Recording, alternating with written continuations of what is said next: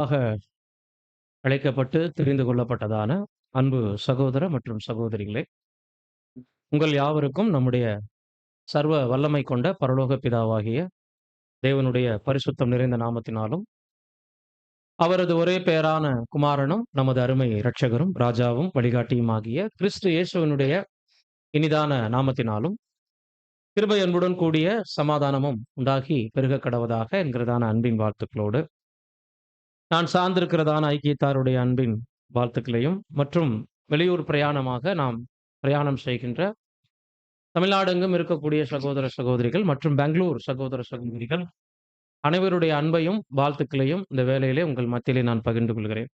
பிரியமானவர்களே, இன்றைய நாளில் நம்ம பார்க்க போற பாடமானது லூக்கா 16ஆம் அதிகாரம் 10ஆம் வசனத்தை ஆதாரமாக கொண்டு ரீபிரிண்ட்ல சகோதரர் ரசல் அவர்களால் 5740 என்கின்ற அந்த ஒரு பேஜ் நம்பர்ல பேசப்பட்ட ஒரு கேரக்டர் லெசன் தான் இன்னைக்கு நம்ம பார்க்க போறோம். பாடத்தினுடைய தலைப்பு கொஞ்சத்திலே உண்மையா இருத்தல். கொஞ்சத்திலே உண்மையா இருத்தல் எனக்கூடிய தலைப்பின் கீழாக நாம் சற்று நேரம் தேவனுடைய சத்திய வார்த்தைகளை தியானிக்கலாம். ஆதார வசனம் வாசிக்க கேட்போம். லூக்கா 16:10. கொஞ்சத்திலே உண்மையுள்ளவன் அநேகத்திலும் உண்மையுள்ளவனாய் இருக்கிறான். கொஞ்சத்திலே அநீதியுள்ளவன் அநேகத்திலும் அநீதியுள்ளவனாய் இருக்கிறான். இதுதான் இன்றைய நாள்ல நம்ம பார்க்க போற பாடத்தினுடைய ஆதார வசனம்.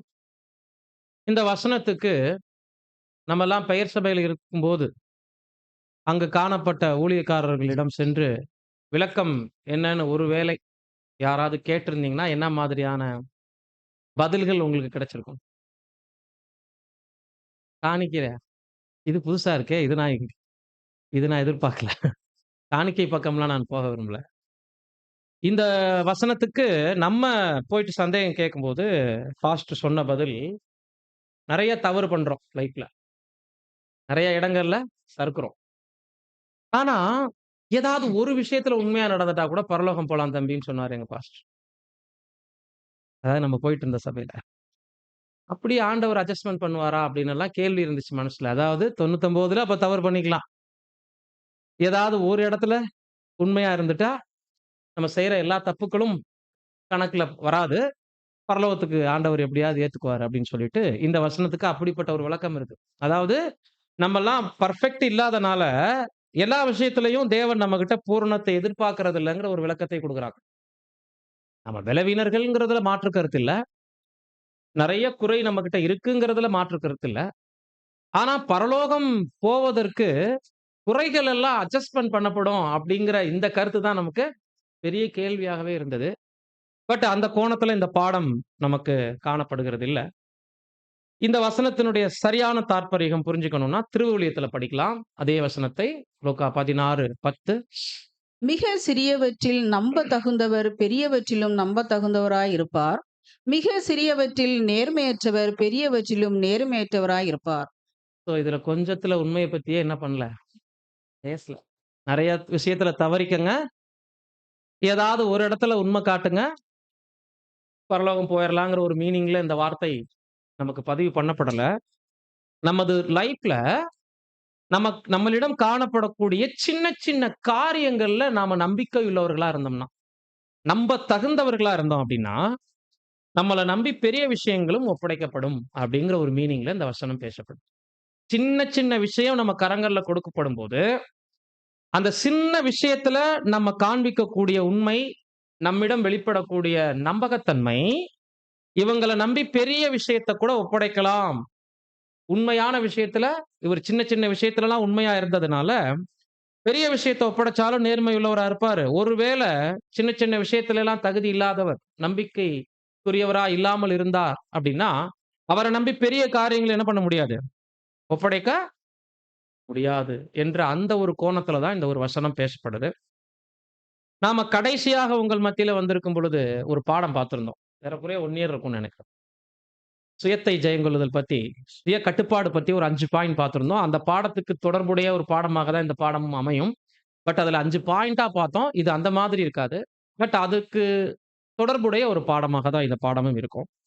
இப்ப எக்ஸாம்பிள் நம்ம பார்க்கும்போது, சிறு சிறு காரியங்கள்ல நம்ம காட்டக்கூடிய உண்மைக்கு எடுத்துக்காட்டுகளை சகோதரர் அங்க நெறைய பேசுறார். இந்த பாடத்துல ஒருவேளை நம்மளுடைய தேசத்துக்கு தகுந்த மாரி வேணா உதாரணங்களை மாற்றிக்கொள்ளலாம். ஆனா, அவரு நெறைய சின்ன சின்ன மைன்யூட்டான விஷயங்கள் கூட நம்மளால இதெல்லாம் வாழ்க்கையில நம்ம கவனிச்சு பார்க்கணுமான்னு யோசிக்கக்கூடிய விஷயங்கள் எல்லாம் கூட பிரதர் அங்க அட்டவணைப்படுத்துறார். அப்படி பார்க்கும்போது ஒரு ஒரு ரூ. 1 நம்ம வந்து கீழ போட்டுர்றோம். அந்த ரூ. 1 உடனடியாக அந்த இடத்த கிளீன் பண்ணி, கூட்டி பெருக்கி, யாரெல்லாம் உடனடியாக நம்ம எடுக்கிறதுக்கு ட்ரை பண்ணுவோம். என்ன செய்வோம்? அந்த ரூ. 1க்கு இவ்வளோ நேரத்தையும், பிரயாசங்களையும் செலவு பண்ணணுமா? அப்படின்னு யோசிப்போமா இல்லைங்களா? மாறாக என்ன செய்வோம்? அது எப்போ கிடைக்குதோ கிடைக்கட்டும். சரி. ரூ. 1,00,000 மதிப்புள்ள ஒரு கோல்டு செயின் அதே மாரி மிஸ் ஆயிடுச்சு. வீட்டுக்குள்ள தான். இப்ப என்ன செய்வோம்? அதே மாரி பண்ணிருவோமா? யார் அதே மாரி பண்றது? அப்படிலாம் பண்ண மாட்டோம். உடனே என்ன பண்ணுவோம்? கூட்டி, பெருக்கி ஏன்னா அது ஒர்த் என்னங்க? 1,00,000 இப்படிதான் பிரதர் ஆரம்பிக்கிறார். அவர் 1,00,00,000ன்னு சொல்றாரு. அவர் $1,00,00,000ன்னு சொல்லுவார். அவருடைய அமெரிக்கன் ஸ்லாங்ல சொல்லும்போது, அவங்களுடைய நடைமுறை வாழ்க்கையில சொல்லும்போது, டாலர் மதிப்புகள வச்சு சொல்றாரு. $1 மிஸ் பண்றது, $1,00,00,000 மிஸ் ஆயிடுச்சுன்னா, அந்த மனுஷன் என்ன பண்ணுவாரு? அப்படி அசால்ட்டா இருக்க மாட்டாரு இல்லைங்களா? இது பார்க்கிறதுக்கு நமக்கு லைஃப்ல நம்ம எல்லாருமே எதார்த்தமா செய்ற ஒரு விஷயமா இருக்கு. என்ன சொல்றாருன்னா, ரூ. 1 விஷயத்துல நம்ம காண்பிக்கக்கூடிய அசட்டை, ஃபியூச்சர்ல 1,00,000க்கும் அப்படிதான் காண்பிக்க அளவுக்கு நம்முடைய இருதயத்த பக்குவப்படுத்திருமா. நம்ம இருதயத்த அசட்டைத்தன்மை உள்ளதாக்கி, சின்ன சின்ன விஷயத்துல எல்லாம் அஜாக்கிரதையா இருக்கலாம் அப்படிங்கிற ஒரு எண்ணம், பெரிய விஷயத்திலயும் நாளைக்கு நம்மள நம்மகிட்டயே நம்பிக்கை இல்லாதவங்களா ஆக்கிடுமா. நம்மள நம்மகிட்டயே என்ன ஆக்கிடுமா? இத இப்ப செய்ய வேண்டாம். அப்புறம் பார்த்துக்கலாம் அந்த மாதிரி. இப்போ இன்னொரு சில எடுத்துக்காட்டுகள் சொல்லும்போது, ஓசி இரவல் வாங்குறோம் சில பொருட்கள.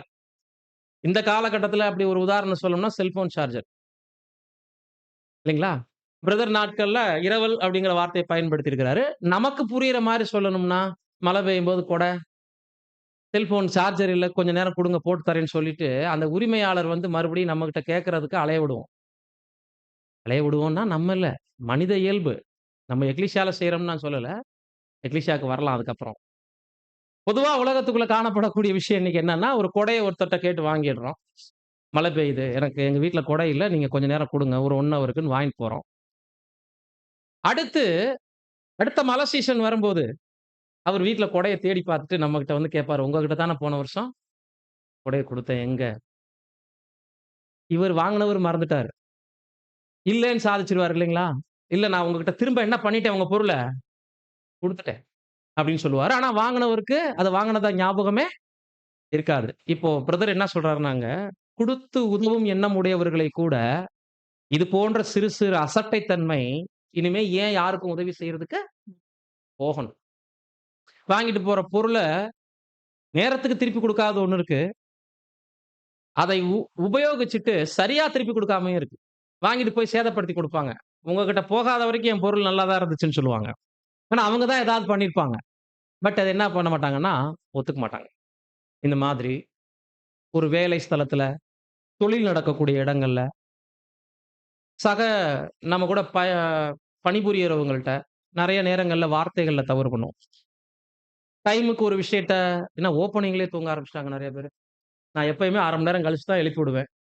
இன்னைக்கு எடுத்தோனமே அந்த வேலைய குடுத்தீங்கன்னா, தூங்குறது எப்படி உங்க பலவீனமோ, எழுப்பி விடுறது என் பலவீனம். சொல்ட்டேன். என் மேல வருத்தப்பட்டுறக் கூடாது. தாலாட்டிக்கிட்டே இருக்க மாட்டேன். டக்கு டக்குன்னு என்ன பண்ணிட்டுருவேன், எழுப்பி விட்டுருவேன். ஆமா. ஏன்னா, அப்ப அடுத்த 10வது நிமிஷத்துக்குள்ள கூட இன்னும் போகல. சரி வாழ்த்துக்கள் தூங்குனவங்களுக்கு. இனிமேலாவது முழிச்சுக்கங்க. இப்ப பாருங்க ஒரு பொருள் வேலை ஸ்தலத்துல குறிப்பிட்ட நேரத்துக்கு ஒரு வேலைய முடிச்சு தரேன்னு சொல்றாங்க. கஸ்டமர அலைய விடுவாங்க தெரியுங்களா? இது இது வந்து பொதுவாகவே பிசினஸ் மேன்கள்ட்ட நம்ம பார்க்க முடியும். குறிப்பா தொழில் ஸ்தலங்கள்ல பார்க்க முடியும். அலைஞ்சு ஏன்டா இவர்கிட்ட இந்த வேலைய நம்ம குடுத்தோங்கிற மாரி ஆயிடும். வியாபாரத்திலயும், குறிப்பா பணங்காசு விஷயத்துல கடன் வாங்கிட்டு அலைய விடுவாங்க பார்த்தீங்களா? பைனான்சியர. கடன் குடுத்தவர கால் வலிக்கு அலைய விடுறது நம்ம இந்தியா வழக்கம். குறிப்பா தமிழ்நாட்டு ஜனங்களுக்கு இது இந்த பதில் சொல்றதுக்கு நெறைய பதில என்ன பண்ணியிருப்பாங்கன்னா, கலெக்ட் பண்ணி வச்சிருப்பாங்க. இது மாரி நெறைய சொல்றாரு பிரதர். வீட்ல வந்து எடுத்த பொருளை எடுத்த இடத்துல வைக்காம இருக்கிறது. ஒழுக்கமற்று சில விஷயங்கள போட்டு வைப்பது. இப்ப உதாரணத்துக்கு ஒரு சின்ன குண்டூசின்னு சொல்றோம். அந்த குண்டூசி அதனுடைய தேவை வரும்போது அது எவ்வளவு முக்கியமானது தெரியுங்களா? சாதாரண ஒரு குண்டூசி கண் முன்னாடி கிடக்கும். பட் அதுக்குரிய பாக்ஸ்ல எடுத்து போடணும்னு நமக்கு அப்போதைக்கு தோணாது. ஏன்னா, இது ஒரு வேலையா போயிட்டு செய்யணுமா? அப்படி யோசிப்போம். பட் அதே குண்டூசியினுடைய சரியான தேவை ஒரு பெரிய வேலைக்கு பயன்படும்போது தான், அந்த குண்டூசியினுடைய அருமை என்னன்றது நமக்கு தெரியும். நீங்க செஞ்சு பாருங்களேன். வீட்ல எடுத்த பொருளை சரியாக எடுத்த இடத்துல வச்சு பாருங்க. முதல்ல வீட்டை தனியா ஒழுங்குபடுத்துவதுன்னு ஒரு வேலை இருக்காது. இப்போ பிரஷ் பண்றோம். பிரஷ் பண்ணிட்டு அந்த பிரஷ்ஷ எங்க தான் வைக்கிறோம்? பிரஷ் கூண்ல வைக்கிறோம். குளிச்சுட்டு சோப்ப எதுல தான் வைக்கிறோம்? சோப்பு டப்பால தான் வைக்கிறோம். கொண்டு போய் ஃப்ரிட்ஜ்ல வைக்க மாட்டோம். அப்ப சில விஷயங்கள கரெக்ட்டா ஒரு இடத்துல தான் வைக்கணும் அப்படின்றது ஆர்டரா இருக்கு இல்லைங்களா? ஏன்னா, அது அந்த மாரி பொருளு. அதே மாதிரி தான் துணிமணி விஷயத்துல, பர்னிச்சர் விஷயத்துல, பாத்திரங்கள் விஷயத்துல, படுக்கை விரிப்பு விஷயத்துல, எல்லாத்தையுமே அந்தந்த வேலைகள் முடிஞ்ச உடனே டக்கு, டக்கு, டக்கு, டக்குன்னு அதுக்குரிய இடத்துல வச்சு பார்த்தீங்கன்னா, வீட்டை தனிப்பட்ட விதத்துல ஒழுங்குபடுத்தணுன்றதுக்கு ரிஸ்க் எடுக்க வேண்டிய அவசியம் இல்ல. சிலர் இதுல பேசுவாங்க. இது என்ன வீடா? மியூசியமா? அதெல்லாம் அப்படி அப்படியே தான். அதுல ஒரு பெருமை அடிக்கிறவங்க இருப்பாங்க தெரியுங்களா? அலங்கோலமா வீட்ட போட்டு வச்சிருக்கிறத, பெருமையா சொல்றவங்க இருப்பாங்க தெரியுங்களா? இது குழந்தைங்க இருக்கிற வீடு. அப்படித்தான் இருக்கும். இது என்ன வீடா? இல்ல கண்காட்சியா? அப்படி எல்லாம் கேட்பாங்க. இதெல்லாம் வந்து சாதுரியமான பேச்சு. உண்மையிலேயே வாழ்க்கையில எல்லா விஷயத்திலயும் ஒருத்தர் வந்து கரெக்ட்டா இருக்கிறார் அப்படின்றது, அவருடைய பேச்சுல, அவங்க ஆடை அணியுதல்ல, அவங்க வீட்ட ஒழுங்குபடுத்துறதுல, இருக்கிற பொருள இருக்க இடத்துல வைக்கிறதுல, இன்னும் சொல்லப்போனா குடும்பத்தை திட்டமிடுது. இன்னைக்கு நெறைய பேருக்கு மாத சம்பளம்.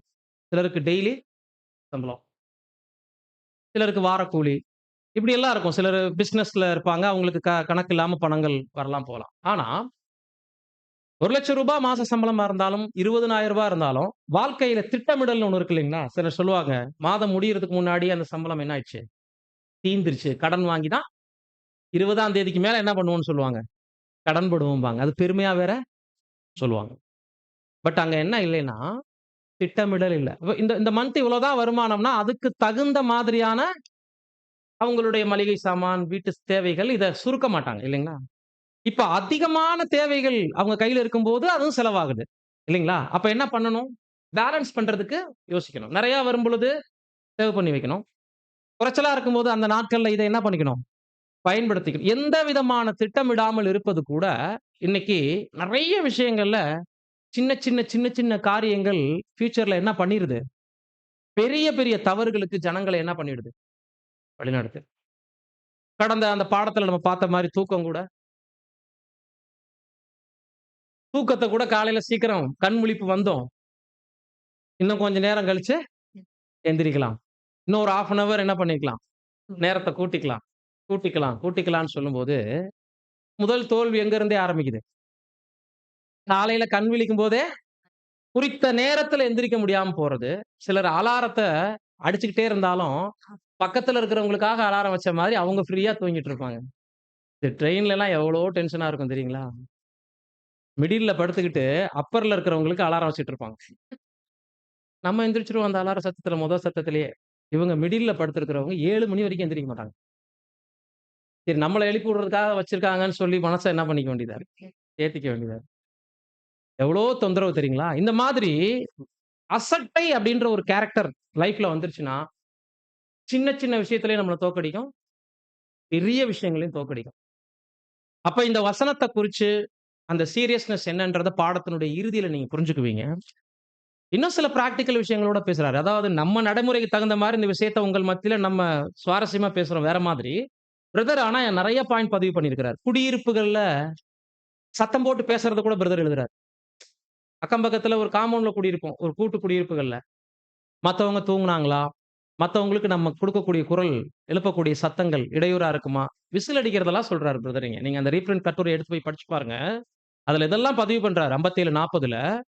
மத்தவங்களுக்கு இடையூறா விசில் சத்தம் கூட என்னவாம்? கொஞ்சத்துல நம்ம காட்டக்கூடிய அசட்டைத்தன்மை.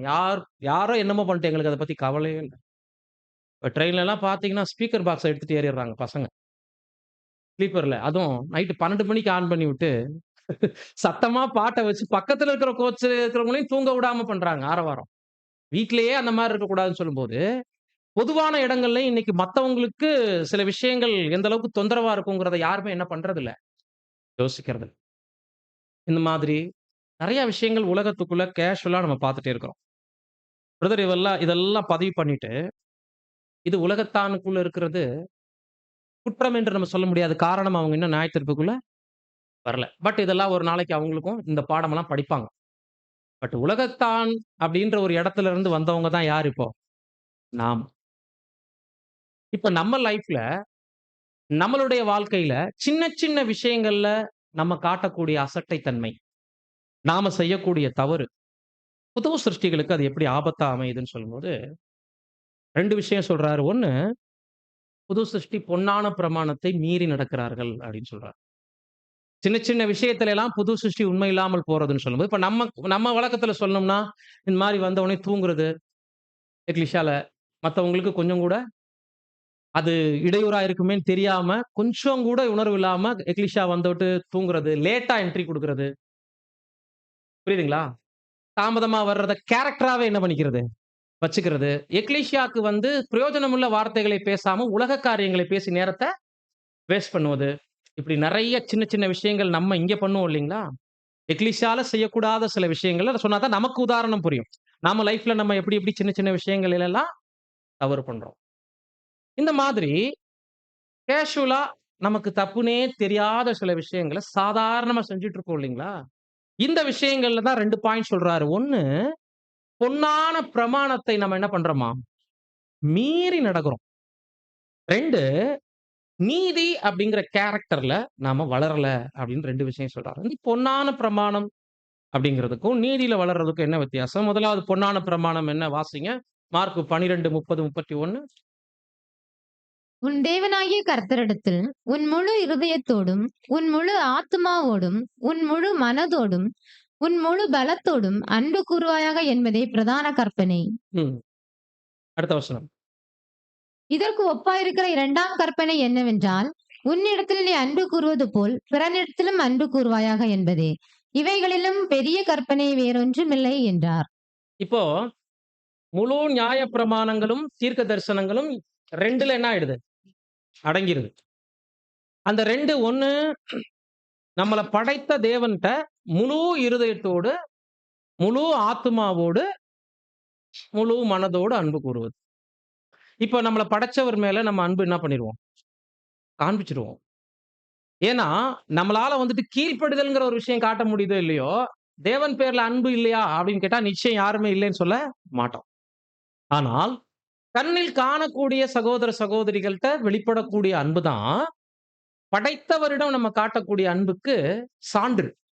இப்ப நான் தேவன் பேர்ல அன்பா இருக்கிறேன் அப்படின்றத எதுல நான் நிரூபிக்க முடியும்னா, தேவனால் படைக்கப்பட்ட என்னுடைய சக சகோதர சகோதரிகள், மற்ற சிருஷ்டிகள் மத்தியில நான் வெளிப்படுத்தக்கூடிய அன்பு. அப்ப அந்த அன்பு எதுல வெளிப்படும் அப்படின்னா, கிரியையினால். என்ன மாதிரி கிரியை அப்படின்னா, ஒருத்தவங்களுக்கு நன்மை செய்றது ஒரு விதத்துல அன்பு. இன்னொன்னு ஒருத்தவங்களுக்கு தொந்தரவு இல்லாமல் இருப்பது, இன்னொரு விதத்துல நம்ம காட்டக்கூடிய அன்பு. நன்மை செய்யறதுக்கு நம்ம எல்லாருக்கும் திராணி இருக்குமான்னு கேட்டா ரொம்ப குறைவு தான். மத்தவங்களுக்கு ஹெல்ப் பண்ண முடியுமா அப்படின்னா, அது குறைவு தான். ஆனால் தொந்தரவு செய்யாம இருக்கலாம் இல்லைங்களா? அப்ப மத்தவங்களுக்கு இடையூறாக இருப்பதுல பொன்னான பிரமாணத்தை நம்ம என்ன பண்றோமா? சின்ன சின்ன விஷயம் தான பிரதர். இதுல என்ன தப்பு இருக்குன்னு சொல்லும்போது, பிரதர் குறிப்பா சொல்றாரு, கூடுகைக்கு தாமதமா வர்றத குறிச்சு ஒரு பாயிண்ட் சொல்லும்போது, எப்போவாவது கூடுகைக்கு தாமதமா வர்றது தவறில்ல. இது அவர்கள் ஏதாவது சந்தர்ப்ப சூழல்ல தவறியிருப்பாங்கன்னு எடுத்துக்கலாம். கூடுகைக்கு தாமதமாக வருவதையே சுபாவமாக வைத்திருப்பது ராஜ்யத்தை சுதந்தரிக்க மிகப்பெரிய தடையா இருக்கும் அப்படின்ட்டார். அப்படின்னா, இவங்க கேரக்டர் எதுவா மாறி இருக்குன்னு அர்த்தம். ஆராதனை தான. நம்ம போறதுக்கு முன்னாடி பாட்டு பாடிட்டு இருப்பாங்க. மன்னாங்கிற பேர்ல படிச்சுட்டு இருப்பாங்க. வேதம் படிச்சுட்டு இருப்பாங்க. வாக்குத்தத்தம் இந்த ஒரு 1/2 மணி நேரம் இன்டர்வல் மாரி அவங்களுக்கு. இத என்ன பண்ணியிருப்பாங்க அவங்க? இத ஸ்கிப் பண்ணிட்டு வராங்களாம். எப்போ கரெக்ட்டா தேவ செய்தி எப்போ வர்றது, அது முடியறதுக்கு முன்னாடி என்ன பண்ணிருவாங்க? போயிருவாங்க. இது அவங்களுக்கு ஸ்மார்ட்டான வேலையா தெரியும். உண்மையிலேயே அவங்க என்ன பண்ணிட்டு இருக்காங்கன்னா, நேரத்துக்கு அட்டெண்டன்ஸ் போட்டிருப்பாங்க இல்லைங்களா? அவங்க மனச உடைய செய்யற வேலை. தொடர்ந்து இது எவ்வளோ பெரிய சத்தியம். எப்படிப்பட்ட இடத்துக்கு நம்ம வர்றோம். பட் வாரம் வாரம் ஏன் இவங்க கிட்ட ஒழுங்குகள்ல இவ்வளோ அசட்டைத்தன்மை காணப்படுதுன்னு நேர்மையான இருதயம் கொண்டவங்களுக்கு அது கஷ்டத்தை ஏற்படுத்துமா இல்லைங்களா? நம்ம ஒரு நல்வழியில போயிட்டு இருக்கிறவங்கள உதவி செஞ்சு உயர்த்த முடியலனாலும், நல்ல பாதையில போறவங்கள சீர்குலைக்கும்படியாக நம்ம நடத்தைகள என்ன பண்ணக்கூடாது? இடறல் ஏற்படுத்தக்கூடாது இல்லைங்களா? இதெல்லாம் இடறலான்னு யோசிப்போம். இதுதான் பகிரங்கமா இருக்கு நம்ம மத்தியில. இன்னைக்கு பேசக்கூடிய விஷயங்கள்ல, தூக்கம், நேரத்துக்கு கூடுகைக்கு வர்றது, எக்லிஷியால வந்து எப்படி நடந்துக்கிறோங்கிற மாரியான கேஷுவலான விஷயங்கள் தான் பெரிய பெரிய ஆசீர்வாதத்துக்கு நம்மள தகுதியாக்கும். இதுல நம்ம ஜெயிக்கும்போது. இதுல தோத்தோம்னா லைஃப்ல எல்லா விஷயத்திலயுமே தோப்போம் அப்படிங்கிற ஒரு கோணத்துல தான் அந்த பாடத்த குடுக்குறார். 2வது பொன்னான பிரமாணத்துக்கு அப்புறம் நீதிங்கிற கேரக்டர்லயே நம்ம வளர்றதில்ல. வாசிங்க அடுத்த வசனம். மீகா 6:8. மனுஷனே, நன்மை இன்னதென்று அவர் உனக்கு அறிவித்திருக்கிறார். நியாயம் செய்து இரக்கத்தை சிநேகித்து உன் தேவனுக்கு முன்பாக மனத்தாழ்மையாய் நடப்பதே அல்லாமல் வேற எண்ணத்தை கர்த்தர் உன்னிடத்தில் கேட்கிறார். ஆமா. நியாயம் செய்து இரக்கத்தை சிநேகித்து. இதுல நியாயம், இரக்கம் இந்த 2 கேரக்டர் எது நீதியோட பயணிக்குது, எது அன்போட பயணிக்குது?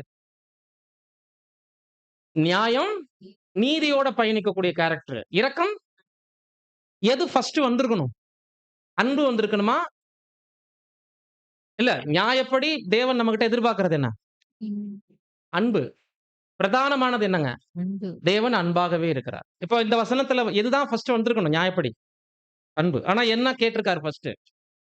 நியாயம் செய்து ஏன் மாத்துனார்? கொள்கை இந்த இடத்துல ஏன் மாறுச்சு? நீதி ஏன் முதலிடம் வகுத்துச்சு? நீதினா இந்த இடத்துல வரக்கூடியதுல நியாயம்ங்கிற வார்த்தையை நம்ம நீதின்னு புரிஞ்சுக்கலாம். ஏன் அன்பு பின்னாடி போச்சு? நீதி, நியாயம் ஏன் முன்னாடி வந்துச்சு அப்படின்னா, இது யாருடைய பார்வையில இருந்து நம்ம பார்க்கணும்னா, நாம அப்ளை பண்ண வேண்டிய விஷயம் பத்தி. நம்மகிட்ட எதிர்பார்க்க வேண்டிய விஷயத்த பத்தி நம்ம பார்க்கல. நம்மிடம் இருந்து மற்றவர்களிடம் கடந்து செல்லக்கூடிய பண்புகள்ல முதல்ல வளர வேண்டியது என்னன்னா, நீதி. நான் மத்தவங்களுக்கு என்ன காட்டணும் அப்படின்னா அன்பு காட்டுவேன். பட் என்கிட்ட நான் வளர்த்துக் கொள்ள வேண்டிய விஷயம் என்ன அப்படின்னா, நீதி. அப்ப நான் எப்படி யோசிக்கணும்னா, இப்ப நான் போறேன். எனது பேச்சுக்கள், எனது கிரியைகள், எனது சம்பாஷணைகள் அல்லது என்னிடம் காணப்படக்கூடிய ஒழுங்கற்ற எந்த விஷயமாவது என் சகோதர சகோதரிகள் இடறுவதற்கு காரணமாக இருக்கக்கூடாதுன்னு நான் என்ன கண்ட்ரோல் பண்றேன்னா, நான் நீதியில என்ன பண்ணிட்டு இருக்கிறேன்? வளர்றேன். இப்ப பாருங்க, இதே நான் உங்கள கை நீட்டி சொல்லிட்டு இருக்கிறேன். அப்படின்னா என்ன ஆகும்? இந்த பிரதர் சரியில்ல. இவரு மத்தவங்களுக்கு இடையூறா இருக்கிறாரு. இந்த சிஸ்டர் சரியில்ல. இவங்க ஆடை அணிந்து வர்ற விதம் சரியில்ல. இவங்க டயத்துக்கு வர்றதில்ல. இப்படி மத்தவங்க மேல குற்றப்படுத்திட்டு இருக்கேன்னா, நான் நீதிய மத்தவங்க மேல எதிர்பார்க்கிறேன். நான் அந்த கொள்கையில என்ன பண்ணல? வளரல. இப்ப அன்ப மத்தவங்க மேல வைக்க சொல்றாரு. நீதிய நம்ம மேல கவனிச்சீங்களா? நியாயம் செய்யறது நம்ம மேல. இரக்கத்த வைக்கிறது மத்தவங்க. நம்ம உல்டா பண்ணிட்டு இருக்கோம். நியாயத்தெல்லாம் யார் மேல வச்சு பார்த்துட்டு இருக்கோம் இப்போ? நீ சரியா? நீ சரியாங்கும்போது, இப்ப நியாயத்த யார் மேல அப்ளை பண்றோம்? மத்தவங்க மேல. இரக்கத்த யார் மேல வச்சுக்கிறோம்? நம்ம மேல அதிகம் வச்சுக்கிறோம். அதனால நம்மள ஜாஸ்தி நியாயப்படுத்துறோம் இல்லைங்களா? நான் அப்படி இல்ல, நான் இப்படி இல்ல அப்படிங்கும்போதே, அன்ப யார் மேல வைக்கிறோமா? அன்ப நம்ம மேலயும், நீதி நியாயத்த யார் மேல அப்ளை பண்றோம்? ஆமா. இந்த நீதி நியாயத்தை மத்தவங்க மேல அப்ளை பண்ணும்போது, இது சுபாவத்துல என்னவா மாறுது? என்னவா மாறுது? மற்றவங்களை தொடர்ந்து குற்றப்படுத்தக்கூடிய குணத்துக்கு நம்மள வழிநடத்தி, நீ உன் கண்ணில் இருக்கக்கூடிய உத்திரத்தை உணராமல் உன் சகோதரனுடைய கண்ணில் இருக்கக்கூடிய துரும்பை பார்க்கிறது என்ன? அப்படிங்கிற வசனத்திற்கு இசைவாக, ஃபியூச்சர்ல எல்லாத்தையும் குற்றம் பிடிக்கவே அது வழிநடத்துது. இதனால தான் தங்கள கரெக்ஷன் பண்ண முடியாம போறது. மத்தவங்க கிட்ட என்ன குறை இருக்குன்னு பார்க்கிறவங்க, தனக்குள் நீதியின் கொள்கையில வளர மாட்டாங்க. தங்கள் மேல அதிக அன்பா இருப்பாங்க. ஆனா, தங்கள்ட்ட எவ்வளோ குறை இருக்குன்னு தேட ஆரம்பிச்சவங்க, மத்தவங்க மேல இரக்கமா இருப்பாங்க. மற்றவங்களுடைய குறைய அதிகமா என்ன பண்ண மாட்டாங்க? தேட மாட்டாங்க. இப்போ தன்னுடைய குறையை சரி செய்து கொள்ளும்போது தான், பொன்னான பிரமாணத்துல என்ன பண்ண முடியும்? வளர முடியும். இந்த ஒரு பிராக்டிகல் அனுபவம் நம்ம லைஃப்ல நம்ம பயிற்சி பண்ண ஆரம்பிச்சிட்டோம் அப்படின்னாலே, நிச்சயமா அன்புக்குரிய சகோதர, சகோதரிகளே, அன்பு அப்படிங்கிற ஒரு கேரக்டர் நமக்குள்ள வளர்த்துக்க முடியும். சரி, இப்ப பிரதர் அந்த பாடத்தை அடுத்த கட்டத்துக்கு கொண்டு போகும்போது என்ன சொல்றாருன்னா, ஒருவேளை இந்த பாடம் இவ்வளோ சின்ன சின்ன விஷயங்கள் எல்லாம் இவ்வளோ கவனமா பார்த்து, நம்ம சரி செய்தால் மட்டும் தான் பரலோகத்துக்கு போ முடியுங்கிற அளவுக்கு அவ்வளோ பெரிய விஷயமா இதெல்லாம்? அந்த அளவுக்கு தேவன் நம்மகிட்ட உண்மையிலேயே எதிர்பார்க்கிறாரா? அப்படிங்கிற மாரி ஒரு வேளை நம்ம யோசிச்சோம் அப்படின்னா, 2 பேரையும் நமக்கு உதாரணமாக வைக்கிறார் சகோதரன் இங்க. பிதாவாகிய தேவனையும், ஆண்டவராகிய இயேசு கிறிஸ்துவையும். அவங்க லைஃப்ல அவங்களிடம் வெளிப்படக்கூடிய சிறு சிறு காரியத்தில் காணப்படக்கூடிய உண்மைக்கு 2 உதாரணங்கள். முதல் உதாரணம் படிக்கலாம். பிதாவாகிய தேவனை குறித்த உதாரணம். மத்தேயு 6:26, 27. 26 மற்றும் 30 வாசிங்க. ஆகாயத்து பட்சிகளை கவனித்துப் பாருங்கள். ம். அவைகள் விதைக்கிறதும் இல்லை, அறுக்கிறதும் இல்லை, ம். களஞ்சியங்களில் சேர்த்து வைக்கிறதும் இல்லை. அவைகளையும் உங்கள் பரமபிதா பிழைப்பூட்டுகிறார். அவைகளைப் பார்க்கிலும் நீங்கள் விசேஷித்தவர்கள் அல்லவா? இதுல இந்த வசனத்துல அநேக பாடங்கள்ல இந்த வசனத்த நம்ம படிச்சிருப்போம். இல்லீங்களா? விசுவாசம் சம்பந்தப்பட்ட சில கேரக்டர் லெசன்ல இந்த வசனத்த பெரும்பான்மையா சகோதரர்கள் பயன்படுத்தி உங்களுக்கு பாடம் எடுத்திருப்பாங்க. தேவன் பேர்ல அன்றாட தேவைகளுக்கு எப்படி இருக்கணும்? சார்ந்து இருக்கணும்.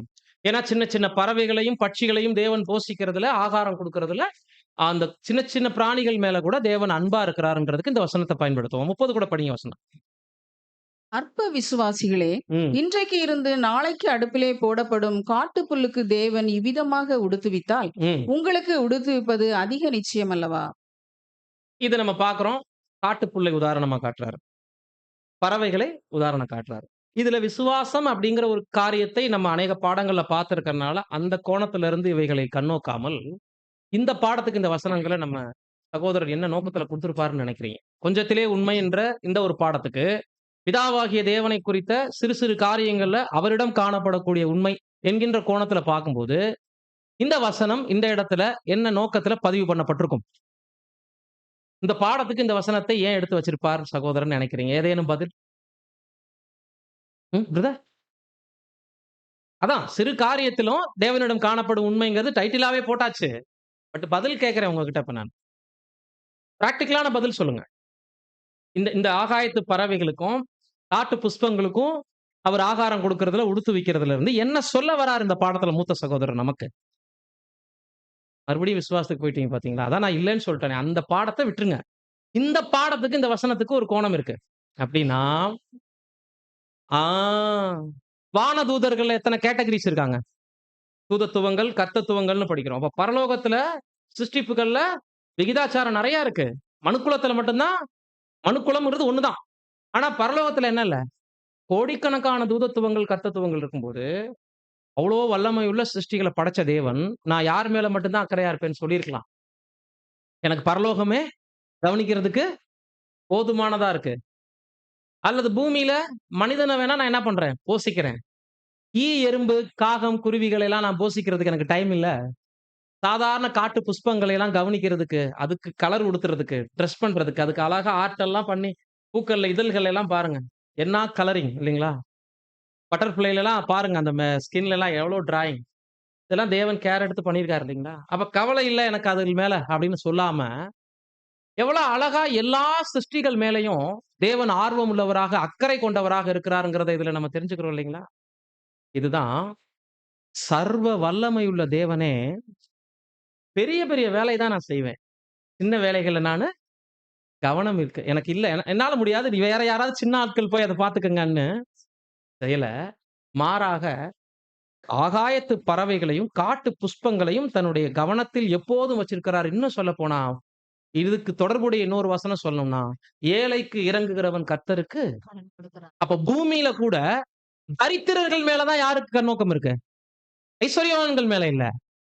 தரித்திரர்கள் மேலயும், ஊனமுற்றோர்கள் மேலயும், சரீர பலகீனமானவங்க மேலயும், சமுதாயத்துல தாழ்த்தப்பட்டு நொறுக்கப்பட்டவங்க மேல தான் தேவன் கண்ணோக்கமா இருக்கிறார்ன்னு சொல்லும்போது, அற்ப விஷயங்கள தான் தேவன் முதல்ல கவனத்தில் எடுக்கிறார்ன்றது, தேவனுடைய நம்பகத்தன்மைக்கு இந்த வசனத்தை குடுக்கிறார். 2வது ஆண்டவராகிய இயேசு கிறிஸ்துவை பத்தி சொல்லும்போது, சிறு சிறு காரியத்துல கூட கர்த்தர் இயேசுவிடம் காணப்பட்ட உண்மை, சமாரியா ஸ்திரீ கூட அவருக்கு நடந்துட்ட டிஸ்கஷன்.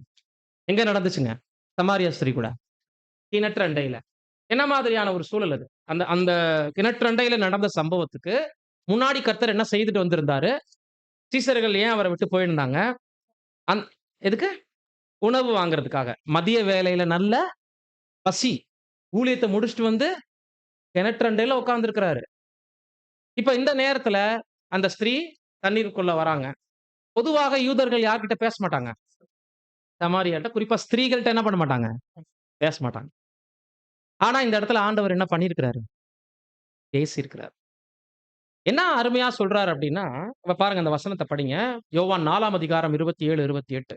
அத்தருணத்தில் அவருடைய சீஷர்கள் வந்து அவர் ஸ்திரீயுடனே பேசுகிறதை பற்றி ஆச்சரியப்பட்டார்கள். ம், ஆகிலும் என்ன தேடுகிறீர்கள் என்றாவது ம். ஏன் அவளுடனே பேசுகிறீர் என்றாவது ஒருவனும் கேட்கவில்லை. ம். அப்பொழுது அந்த ஸ்திரீ தன் குடத்தை வைத்துக்கொண்டு ம். அடுத்த வருஷம். ஊருக்குள்ளே போய் ஜனங்களை நோக்கி, நான் செய்த எல்லாவற்றையும் ஒரு மனுஷன் எனக்குச் சொன்னார். அவரை வந்து பாருங்கள். அவர் கிறிஸ்து தானோ என்றான். 30. அப்பொழுது அவர்கள் ஊரிலிருந்து புறப்பட்டு அவரிடத்தில் வந்தார்கள். இப்படி நடக்கையில் சீஷர்கள் அவரை நோக்கி, ரபி போஜனம் பண்ணும் என்று வேண்டிக் போதும், கொண்டார்கள். போதும், போதும். இப்ப சீசர்களுக்கு அதிர்ச்சி. சமாரியா ஸ்திரீ கிட்ட பேசிட்டு இருக்காரு. இது முதல் கேள்வி. அவங்க உள்ளத்துக்குள்ள இருந்தது. 2வது ஒரு கேள்வி என்ன தெரியுங்களா? ஒருத்தரிடத்துல போய் என்ன பண்ணிட்டு இருக்காரு? பேசிட்டு இருக்காரு. நம்ம போதகர் யாரு? மலை பிரசங்கம் பண்ணக்கூடிய அளவுல லட்சக்கணக்கான பேர் சூழ்ந்திருந்தா கூட தன்னுடைய தொனியால், சத்தத்தால அந்த பகுதியில கூடியிருக்கக்கூடிய எல்லார்கிட்டயும் பேசக்கூடியவரு. அவர் சவுண்ட் அவ்வளவு ரீச் ஆயிருக்குது மலை பிரசங்கத்துல. அப்படி இருக்கும்போது ஒரு ஸ்திரீ கிட்ட சத்தியத்த பேசுறதுக்கு இவரு நேரத்த என்ன பண்ணிட்டு இருக்கிறாரு? விரயம் பண்ணிட்டு இருக்காங்கன்னு யோசிச்சாங்களாமா. சகோதரர் அப்படித்தான் குடுக்குறாரு. ஆனாலும் என்ன செய்யலையாம் அவங்க பார்த்துட்டு. பேசுகிறதை பார்த்துட்டு ஆச்சரியப்பட்டாங்க. என்ன தேடுகிறீர் என்றாவது, ஏன் அவளுடனே பேசுகிறீர் என்றாவது ஒருவனும் கேட்கத் துணியவில்லை. இப்போ இதுக்கு சகோதரர் ரசல் அவர்களுடைய விளக்கம் பார்த்தீங்கன்னா, ஆண்டவருடைய மனநிலையில என்ன இருந்துச்சுன்னா, ஒரு ஸ்திரீன்னு தான் யோசிக்காம இன்னைக்கு பேசுறார். இந்த ஸ்திரீ என்ன பண்ணுவாங்க? அவங்க போய் அண்டை வீட்டுக்காரங்கட்டலாம் சொல்லி, அவங்க கிராமத்து ஜனங்களை எல்லாம் கூட்டிட்டு வந்துட்டாங்க கொஞ்ச நேரத்துல. நான் ஒருத்தர பார்த்தேன். என் லைஃப்ல நடந்ததெல்லாம் அப்படியே சொல்றாரு. ஒருவேளை இவர்தான் மேசியாவா இருக்குமோ? அப்படின்னு எனக்கு சந்தேகமா இருக்கு. அவரு பார்த்தீங்கன்னா, புட்டு புட்டு வைக்கிறாரு எல்லா விஷயத்தையும். உனக்கு கணவர்கள் இத்தன பேர் இருந்தாங்க. இப்ப இருக்கிறவரும் கணவன் இல்ல. எல்லாம் சொல்லிட்டு, நீ மாத்திரம் நான் பேசுறது யாருன்னு தெரிஞ்சிருந்தா, தண்ணி என்கிட்ட நீ என்ன பண்ணியிருப்ப? கேட்டிருப்பேனே. அப்ப அந்த தண்ணி எனக்கு எப்போதுமே குடுங்கன்னு இவங்க லைவா தண்ணி கேட்டுட்டு இருக்காங்க. அவர் பேசிருக்கிறதுல ஆவிக்குரிய அர்த்தம் தெரியாம, தாகமே எடுக்காதா? அப்ப அந்த தண்ணி எனக்கு எப்பயுமே குடுங்கன்னு கேட்டுட்டு இருக்காங்க இவங்க. ஆனா, அவர் தீர்க்க தரிசனங்கள சொல்ல ஆரம்பிச்ச பிறகு, லைஃப்ல நடந்த பேக்கிரவுண்ட் விஷயங்கள சொல்ல ஆரம்பிச்ச உடனடியாக ஊருக்குள்ள போய் ஒருத்தர பார்த்தேன்னு சொல்லிட்டு கூப்பிட்டு வராங்க. எந்த வசனத்தை இந்த சம்பவம் உங்களுக்கு ஞாபகப்படுத்துது? ஃபாலோ கிளாஸ்ல முதல் லெசன்ல ஒரு வசனம் பயன்படுத்துவோம். முதல் லெசன் கேட்டு வந்துடுறோங்கிறீங்களா? கேட்டிருக்கீங்கல்லப்பா பேசிக் எல்லாரும். உன் ஆகாரத்தை தண்ணீர் மீது போடு. அநேக நாட்களுக்கு பிறகு அதனுடைய பலனை காண்பாய். இது எதை நமக்கு கத்துக் கொடுக்குது? அப்படின்னா, ஒருத்தரோ 2 பேரோ சந்தர்ப்பம், சமயம் வாய்த்தாலும், வாய்க்காவிட்டாலும் திருவசனத்தை ஜாக்கிரதையா பிரசங்கம் பண்ணணும். உண்மையிலேயே கவனிங்க. இன்னைக்கு போதகர் என்கின்ற பெயர்ல ஊழியம் கிறிஸ்தவர்கள் மத்தியில செஞ்சுட்டு இருக்கிறவங்க எத்தனை பேர் ஒருத்தர்கிட்ட உட்கார்ந்து நற்செய்தி அறிவிப்பாங்க? ஏசி ரூம் இருக்கணும். விசேஷித்த கார் ஏற்பாடு பண்ணி குடுக்கணும். மண்டபம் புக்கிங்ல இருக்கணும். அதுல எத்தனை லட்சம் பேர் கூடுவாங்க? முதல் கேள்வி. நாகர்கோயிலா? திருநெல்வேலியா? அங்க வந்தேன்னா எத்தனை லட்சம் பேரு கூடுவாங்க? உலகத்திலேயே பெரிய போதகர் யாரு? சொன்னீங்கனா? யாரு? இயேசு கிறிஸ்து. ஓ! அப்படி சொன்னீங்களா? நான் கேட்டது, சர்வ சிருஷ்டிப்பிலேயுமே பெரிய பெரிய போதகர். சாலமோனிலும் பெரியவர் ஞானி யாருன்னா, ஆண்டவராகிய இயேசு கிறிஸ்து. அவர் யார்ட்ட பேசியிருக்காரு? ஒரு ஸ்திரீக்கு சப்ஜெக்ட் குடுத்திருக்கிறார். இதுல இருந்து பாருங்க, எந்த ஆவிக்கு இன்னைக்கு வந்துட்டு வரவேற்பு இருக்கணும்? எந்த ஆவி இன்னைக்கு கவர்ந்து இழுக்கப்படணும்? எந்த ஆவியினால் இன்னைக்கு அநேகர் விழுந்துட்டு இருக்கிறாங்க அப்படிங்கிறத கூட சகோதரர் சொல்றார். ஊழியம் அப்படிங்கிற இடத்துக்கு வராரு அடுத்து. இந்த இந்த இந்த டெஸ்டிங் மேக்ஸிமம் யாருக்கு உருவாகுதுங்கிறாருன்னா, போதகர்களுக்கு, மூப்பர்களுக்கு அப்படிங்கிறார். ஒரு ஆள், இல்ல பிரதர் டைம் செலவு பண்ண எனக்கு விருப்பம் இல்ல. அங்க ஒரு 5 பேர் கிளாஸ் கேட்கறாங்க. அவங்களோட நீங்க என்ன பண்ணி விட்டுருங்க? ஜாயின் பண்ணி விட்டுருங்க. அப்படித்தானே இன்னைக்கு பெரும்பாலும் பேசுறோம். அந்த ஒரு ஆள் அப்படிங்கிற எஃபர்ட் நம்ம என்ன பண்றதில்ல, போடுறதில்ல. ஆனால் நீங்க நல்லா உத்து கவனிச்சீங்கன்னா, ஃபேஸ் டு ஃபேஸ் ஒருத்தருக்கு உட்கார்ந்து ஃபாலோ கிளாஸ் எடுத்து அவங்கள உள்ள கொண்டுட்டு வரும்போது, அவங்க கிட்ட இருக்கிற வைராக்கியம், திரளான கூட்டத்தின் மத்தியில கிளாஸ் எடுத்து கூட்டமா உடன்படிக்கை செஞ்சு வர்றவங்க கிட்ட கிடையாதுங்க. அடிச்சு சொல்லலாம். ஒருத்தரை ஃபேஸ் டு ஃபேஸ் உட்கார வச்சு பேசிக் எடுத்து, அவங்கள லைஃப் லாங் வழிநடத்தி வந்து பார்த்த அனுபவங்கள்ல, கூட்டத்தோட கூட்டமா கிளாஸ் கேட்டு வந்தவங்களுக்கு அந்த தெளிவு இல்ல. அந்த ஒருத்தர் ஏன் அப்படி அப்பன்னா நம்ம முயற்சி எப்படி இருந்திருக்கும் அவங்க மத்தியில? டெடிகேஷனோட இருந்திருக்கும். கூட்டத்தின் மத்தியில பேசும்போது, அது ஒரு சில நேரங்கள்ல என்ன ஆகும்னா, ஒரு வேலையா செஞ்சுட்டு போலாங்கிற மாரி இருக்கும். பெருத்தறங்கும் போது அந்த கேரிங் எப்படி இருக்கும்? இதை ஆண்டவர்ட்ட இருந்து கத்துக்க சொல்றாரு. முக்கியமான பாயிண்ட் அங்க சொல்லும்போது, ஆண்டவர் இந்த ஸ்திரீட்ட பேசும்போது ரொம்ப டயர்டா இருந்தார். பசியில இருக்கிறாரு. இன்னொரு காரணத்த கூட சொல்லியிருக்கலாம். சீசர்கள் வரட்டும், ஏதாவது 2 அப்பத்த, மீன சாப்பிட்டுட்டு நான் என்ன பண்றேன், அப்புறம் உன்கிட்ட பேசுறேன்னு சொல்லல. அப்ப போஜனத்தையும் அவர் என்ன பண்ணல? சொன்னார் இல்லீங்களா? தேவனுடைய வார்த்தைப்படி, சித்தத்தின்படி செய்யறது எனக்கு சாப்பாடு, தண்ணீர். அத நிறைவேத்திருக்காரு பாருங்க அந்த இடத்துல. அப்போ இருதய வலி, நெறைய புறக்கணிப்புகள், எதிர்ப்புகள் மத்தியில அந்த ஊழியத்த செஞ்சுட்டு வராரு. தன் தரப்புல இவ்ளோ பெயின் இருக்குங்கிறத காமிச்சுக்காம பேசுறாராம். இங்க என்ன சொல்றாருன்னா, ஒரு உதாரணம் சொல்றாரு. இந்த உலகத்துல நல்லா சிரிக்க வைக்கிறவங்க கூட, மத்தவங்கள சந்தோஷமா வச்சுக்கிறவங்க கூட, 1 மணி நேரம் கழிச்சு தற்கொலை பண்ணிக்கிட்டதெல்லாம் நடந்திருக்கு அப்படிங்கிறார். அப்படின்னா, அவரு மனசுல நெறைய அழுத்தத்தோட இருந்து, ஒரு காமெடி ஷோ பண்ணிட்டு வந்து, அடுத்த 1 ஹவர்ல என்ன பண்ணியிருக்கிறாரு? சூசைட் பண்ணியிருக்கிறாரு. அப்ப அவர் மன வலியை மேடையில நின்னு சிரிக்க வைக்கும்போது அவர் என்ன பண்ணலையாம்? காமிச்சுக்கல. புது சிருஷ்டிங்க அப்படித்தான் இருக்கணுங்கிறார். பாடுகள், உபத்திரவங்கள் என்பது உங்களுக்கும் எனக்கும் அனுமதிக்கப்பட்டது. பாடுகள் வருது பிரதர், உபத்திரவம் வருது பிரதர்ங்கிறதையே பேனர் அடிச்சுட்டு நம்ம என்ன பண்ணக்கூடாது? அலையக்கூடாது. இதுதான் உபவாசிக்கும்போது முகவாடலா இருப்பது. உபவாசம்ங்கிறது நம்ம லைஃப் லாங் நமக்கு இருக்கக்கூடிய பாடுகள், நிந்தனைகளை குறிக்குது. அந்த உபவாசம் தேவன் நமக்கு குடுக்கிறதே எதுக்குன்னா, பரலோகம் போறதுக்கு. பாடுகள் இல்லையேல் பரலோகம் என்ன பண்ண முடியாது. இது மத்தவங்க நம்மகிட்ட கேட்க மாட்டாங்களா? விசாரிச்சிற மாட்டாங்களா? என் வாழ்க்கையில எவ்வளோ உபத்திரவம் இருக்கே அப்படின்றத விளம்பரப்படுத்தணும்னே சிலர் எதிர்பார்த்துட்டு இருப்பாங்க. உண்மையிலே கவனிச்சீங்கன்னா, நீங்க யாருகிட்ட போய் பாடுகள் இருக்குன்னு சொல்றீங்களோ, அவங்களும் அதே அழைப்புக்குள்ள தான் இருக்காங்கங்கிறத நம்ம யாருமே யோசிக்கிறது. பிரதர் எனக்கு இந்த பிரச்சனை, சிஸ்டர் எனக்கு இந்த பிரச்சனைன்னு போய் மத்தவங்கள்ட்ட முறையிடுறோம்ல. அப்ப அவங்க யாரு? பாடுகள முடிச்சவங்க. அப்படித்தானே அது அர்த்தமாகுது. அப்போ ஒரு பாடுள்ள மனுஷன் இன்னொரு பாடுள்ள மனுஷிகிட்டயோ, மனுஷன்ட்டயோ போயி, தொடர்ந்து தன்னுடைய லைஃப்ல இவ்வளவு பிரச்சனை இருக்குன்னு சொல்வதன் மூலம், நம்ம என்ன வெளிப்படுத்துறோம்?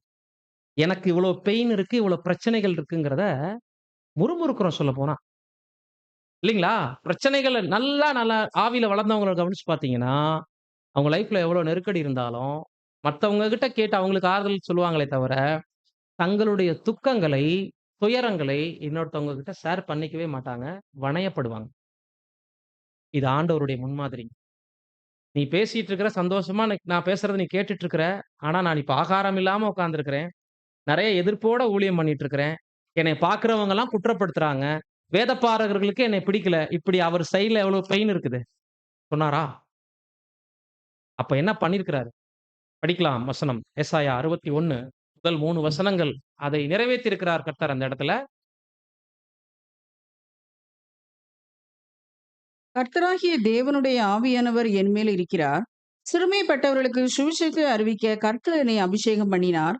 இருதயம் நொறுங்குண்டவர்களுக்கு காயம் கட்டுதலையும், ம், சிறைப்பட்டவர்களுக்கு விடுதலையும், ம், கட்டவர்களுக்கு கட்டவிழ்தலையும் கூறவும், ம், கர்த்தருடைய அனுக்கிரக வருஷத்தையும், ம், நம்முடைய தேவன் நீதியை சரிக்கட்டும் நாளையும் கூறவும், ம், துயரப்பட்ட அனைவருக்கும் ஆறுதல் செய்யவும், ம், சியோனிலே துயரப்பட்டவர்களை சீர்படுத்தவும், ம். அவர்களுக்கு சாம்பலுக்கு பதிலாக சிங்காசனத்தையும், சிங்காரத்தையும்.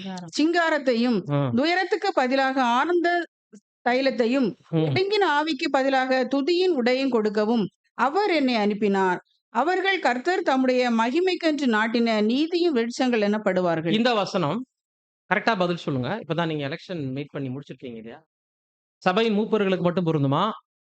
எக்லீசியால இருக்கக்கூடிய ஆண், பெண் எல்லாருக்கும் பொருந்துமா? ஏன்னா வசனம் எப்படி ஆரம்பிக்குது? வசனமே போடலையா? இருக்கா? எப்படி ஆரம்பிக்குது? கர்த்தருடைய, தேவனுடைய ஆவி. ஆவி. திரும்ப ஆவியானவர விடவே விடாதீங்க. ம். எத்தன பால கிளாஸ் கேட்டாலும், ஆவியானவர் நல்லா அழுத்தி அழுத்தி சொல்லுங்க. கர்த்தருடைய ஆவி என் மேல் இருக்கிறது. ஆள்துவம் குடுக்காதீங்க. தயவு செய்து குடுக்காதீங்க. நம்மளுடைய விசுவாசம் பிராக்டிகலா வெளிப்பட்டுட்டே இருக்கணும். அப்ப இது எல்லாருக்குமானதா?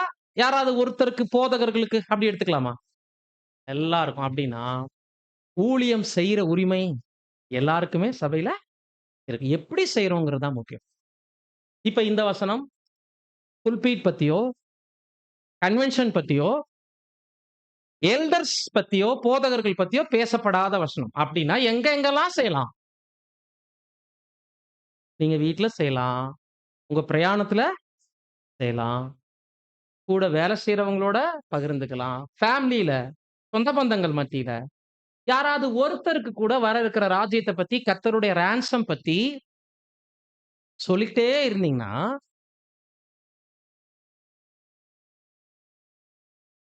இது தேவனுடைய ஆவி நம்ம மேல இருப்பதற்கான அறிகுறி. ஏன்னா, அவங்களால சும்மா என்ன பண்ண முடியாது? இருக்க முடியாது. பெரிய ஊழியங்களை நாடி தேடி போகணுங்கிற கட்டாயமே இல்ல. நம்ம எல்லார் மேலயும் சமமாக பொழியப்பட்ட ஆவி இது. என்னென்ன செய்யணும்னு சொல்லப்பட்டிருக்கு? சுவிசேஷத்தை அறிவிக்க தான் உங்களையும் என்னையும் அபிஷேகம் பண்ணியிருக்கிறாரு. இருதயம் நொறுங்குண்டவங்கள கண்டுபிடிங்க. அவங்களுக்கு காயத்த கட்டுங்க. சமுதாயத்துல சிறுமைப்பட்டவங்கள கண்டுபிடிங்க. கட்ட அவிழ்த்து விடுங்க. அப்படின்னா வர இருக்கிற அனுக்கிரக வருஷத்தை, ராஜ்யத்த பத்தி, துயரப்பட்டவங்க எல்லாருக்கும் சிங்காரம் கிடைக்கப் போகுது. கண்ணீர் எல்லாம் துடைக்கப்படும். இதுக்கு தான் கர்த்தர் உங்களுக்காக ஜீவனை கொடுத்தார். அது என்ன சீயோனிலே துயரப்பட்டவர்கள். அது பெயர் சபை. அப்ப 2 வொர்க் நம்ம பண்ணணும். 1 பொதுவாக புறஜாதிகள் மத்தியில கூட தேவனுடைய ராஜ்யம் பத்தி, கர்த்தருடைய ரான்சம் பத்தி சாட்சியாக சொல்வதற்கு எப்போதும் ஆயத்தமா இருக்கணும். 2 சீயோனிலே துயரப்பட்டவர்கள் பாபிலோன் நண்பர்கள். அங்கேயும் நிறைய கொஸ்டினோட சுத்திட்டு இருக்காங்க. பட் பதில் இல்ல. அவங்களெல்லாம் தேடி என்ன பண்ணணும்? இதுக்கு சபையில மூப்பரா இருக்கணும்ன்ற கட்டாயம் இல்ல. ஆனா இத இன்னொரு கோணத்திலயும் எடுக்கக்கூடாது.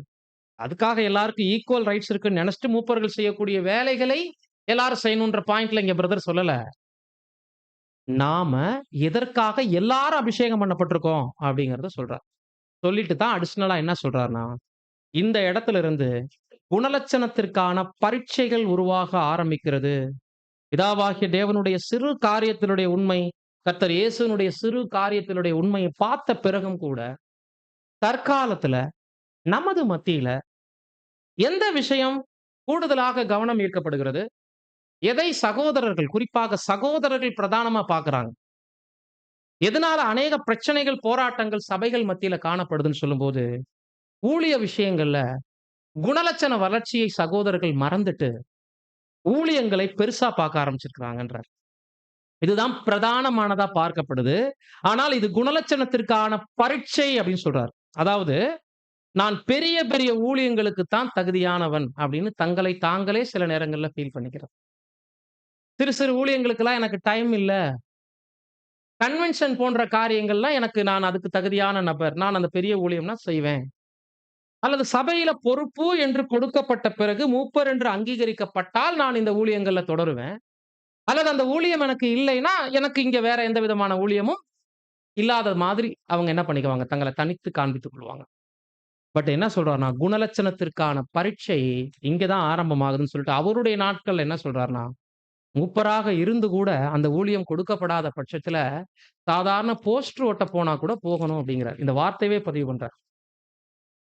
கட் அவுட் கட்ட போறது, இந்த அறுவடை வேலைகள்ல பங்கெடுக்கிற பசகாட்சி ஒட்டுற வேலைய வச்சு வரைக்கும் சொல்றாரு.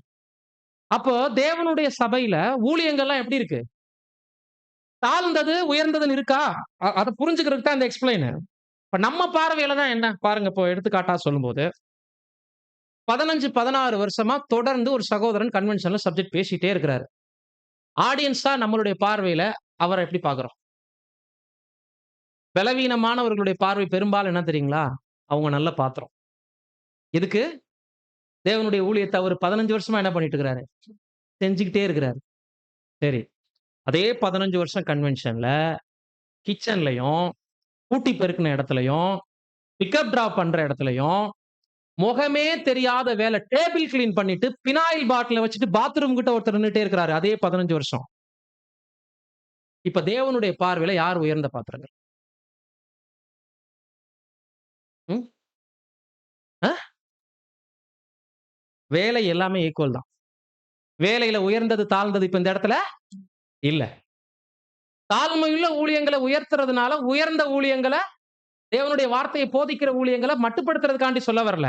நம்ம பார்வைக்கு இது உயர்வாகவும், இது தாழ்வாகவும் தெரியுது. ஆனால் என்ன சொல்றார்ன்னா, என்ன மனநிலையில செய்றோம்? எந்த ஊழியம் கொடுக்கப்பட்டாலும். எந்த ஊழியம் கொடுக்கப்பட்டாலும், ஒரு சகோதரன் பிக்கப் டிராப் பண்ணணும். அந்த ஊழியத்த அவரு எவ்வளவு சரியா செய்தார். சில சகோதரிகள் அவங்களுடைய பார்ட்ட அழகா ஒவ்வொரு முறையும் எக்லிஷியால செய்றாங்க. அது சமையலாக இருக்கட்டும், டீ, காபி வச்சு குடுக்கிறதா இருக்கட்டும், கூட்டி பெருக்கிறதா இருக்கட்டும், சேர்ஸ் அரேஞ்ச் பண்றதா இருக்கட்டும், அல்லது சகோதரிகளுக்கென்று திரை மறைவுல அவங்க செய்யக்கூடிய நெறைய ஊழியங்கள அவங்க பண்ணிட்டு இருக்கிறாங்க. எந்த இருதயத்துல செய்றாங்க ரொம்ப முக்கியமான பாயிண்ட். அப்ப பிரபலமான ஊழியங்கள் என்ன மனநிலைக்கு நேராக நம்மள வழிநடத்துது?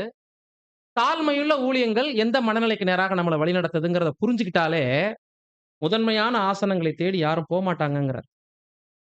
கவனத்துல வச்சீங்களா? எந்த ஊழியம் டேஞ்சர் சொல்லுங்க? எந்த ஊழியம் டேஞ்சரானது? போதிக்கிறது. அதிக ஆக்கினை வரும் என்று அநேகர் போதகர் ஆகாதிருப்பீர்களாக. அப்ப பலியில மிச்சம் 4 தாலந்து.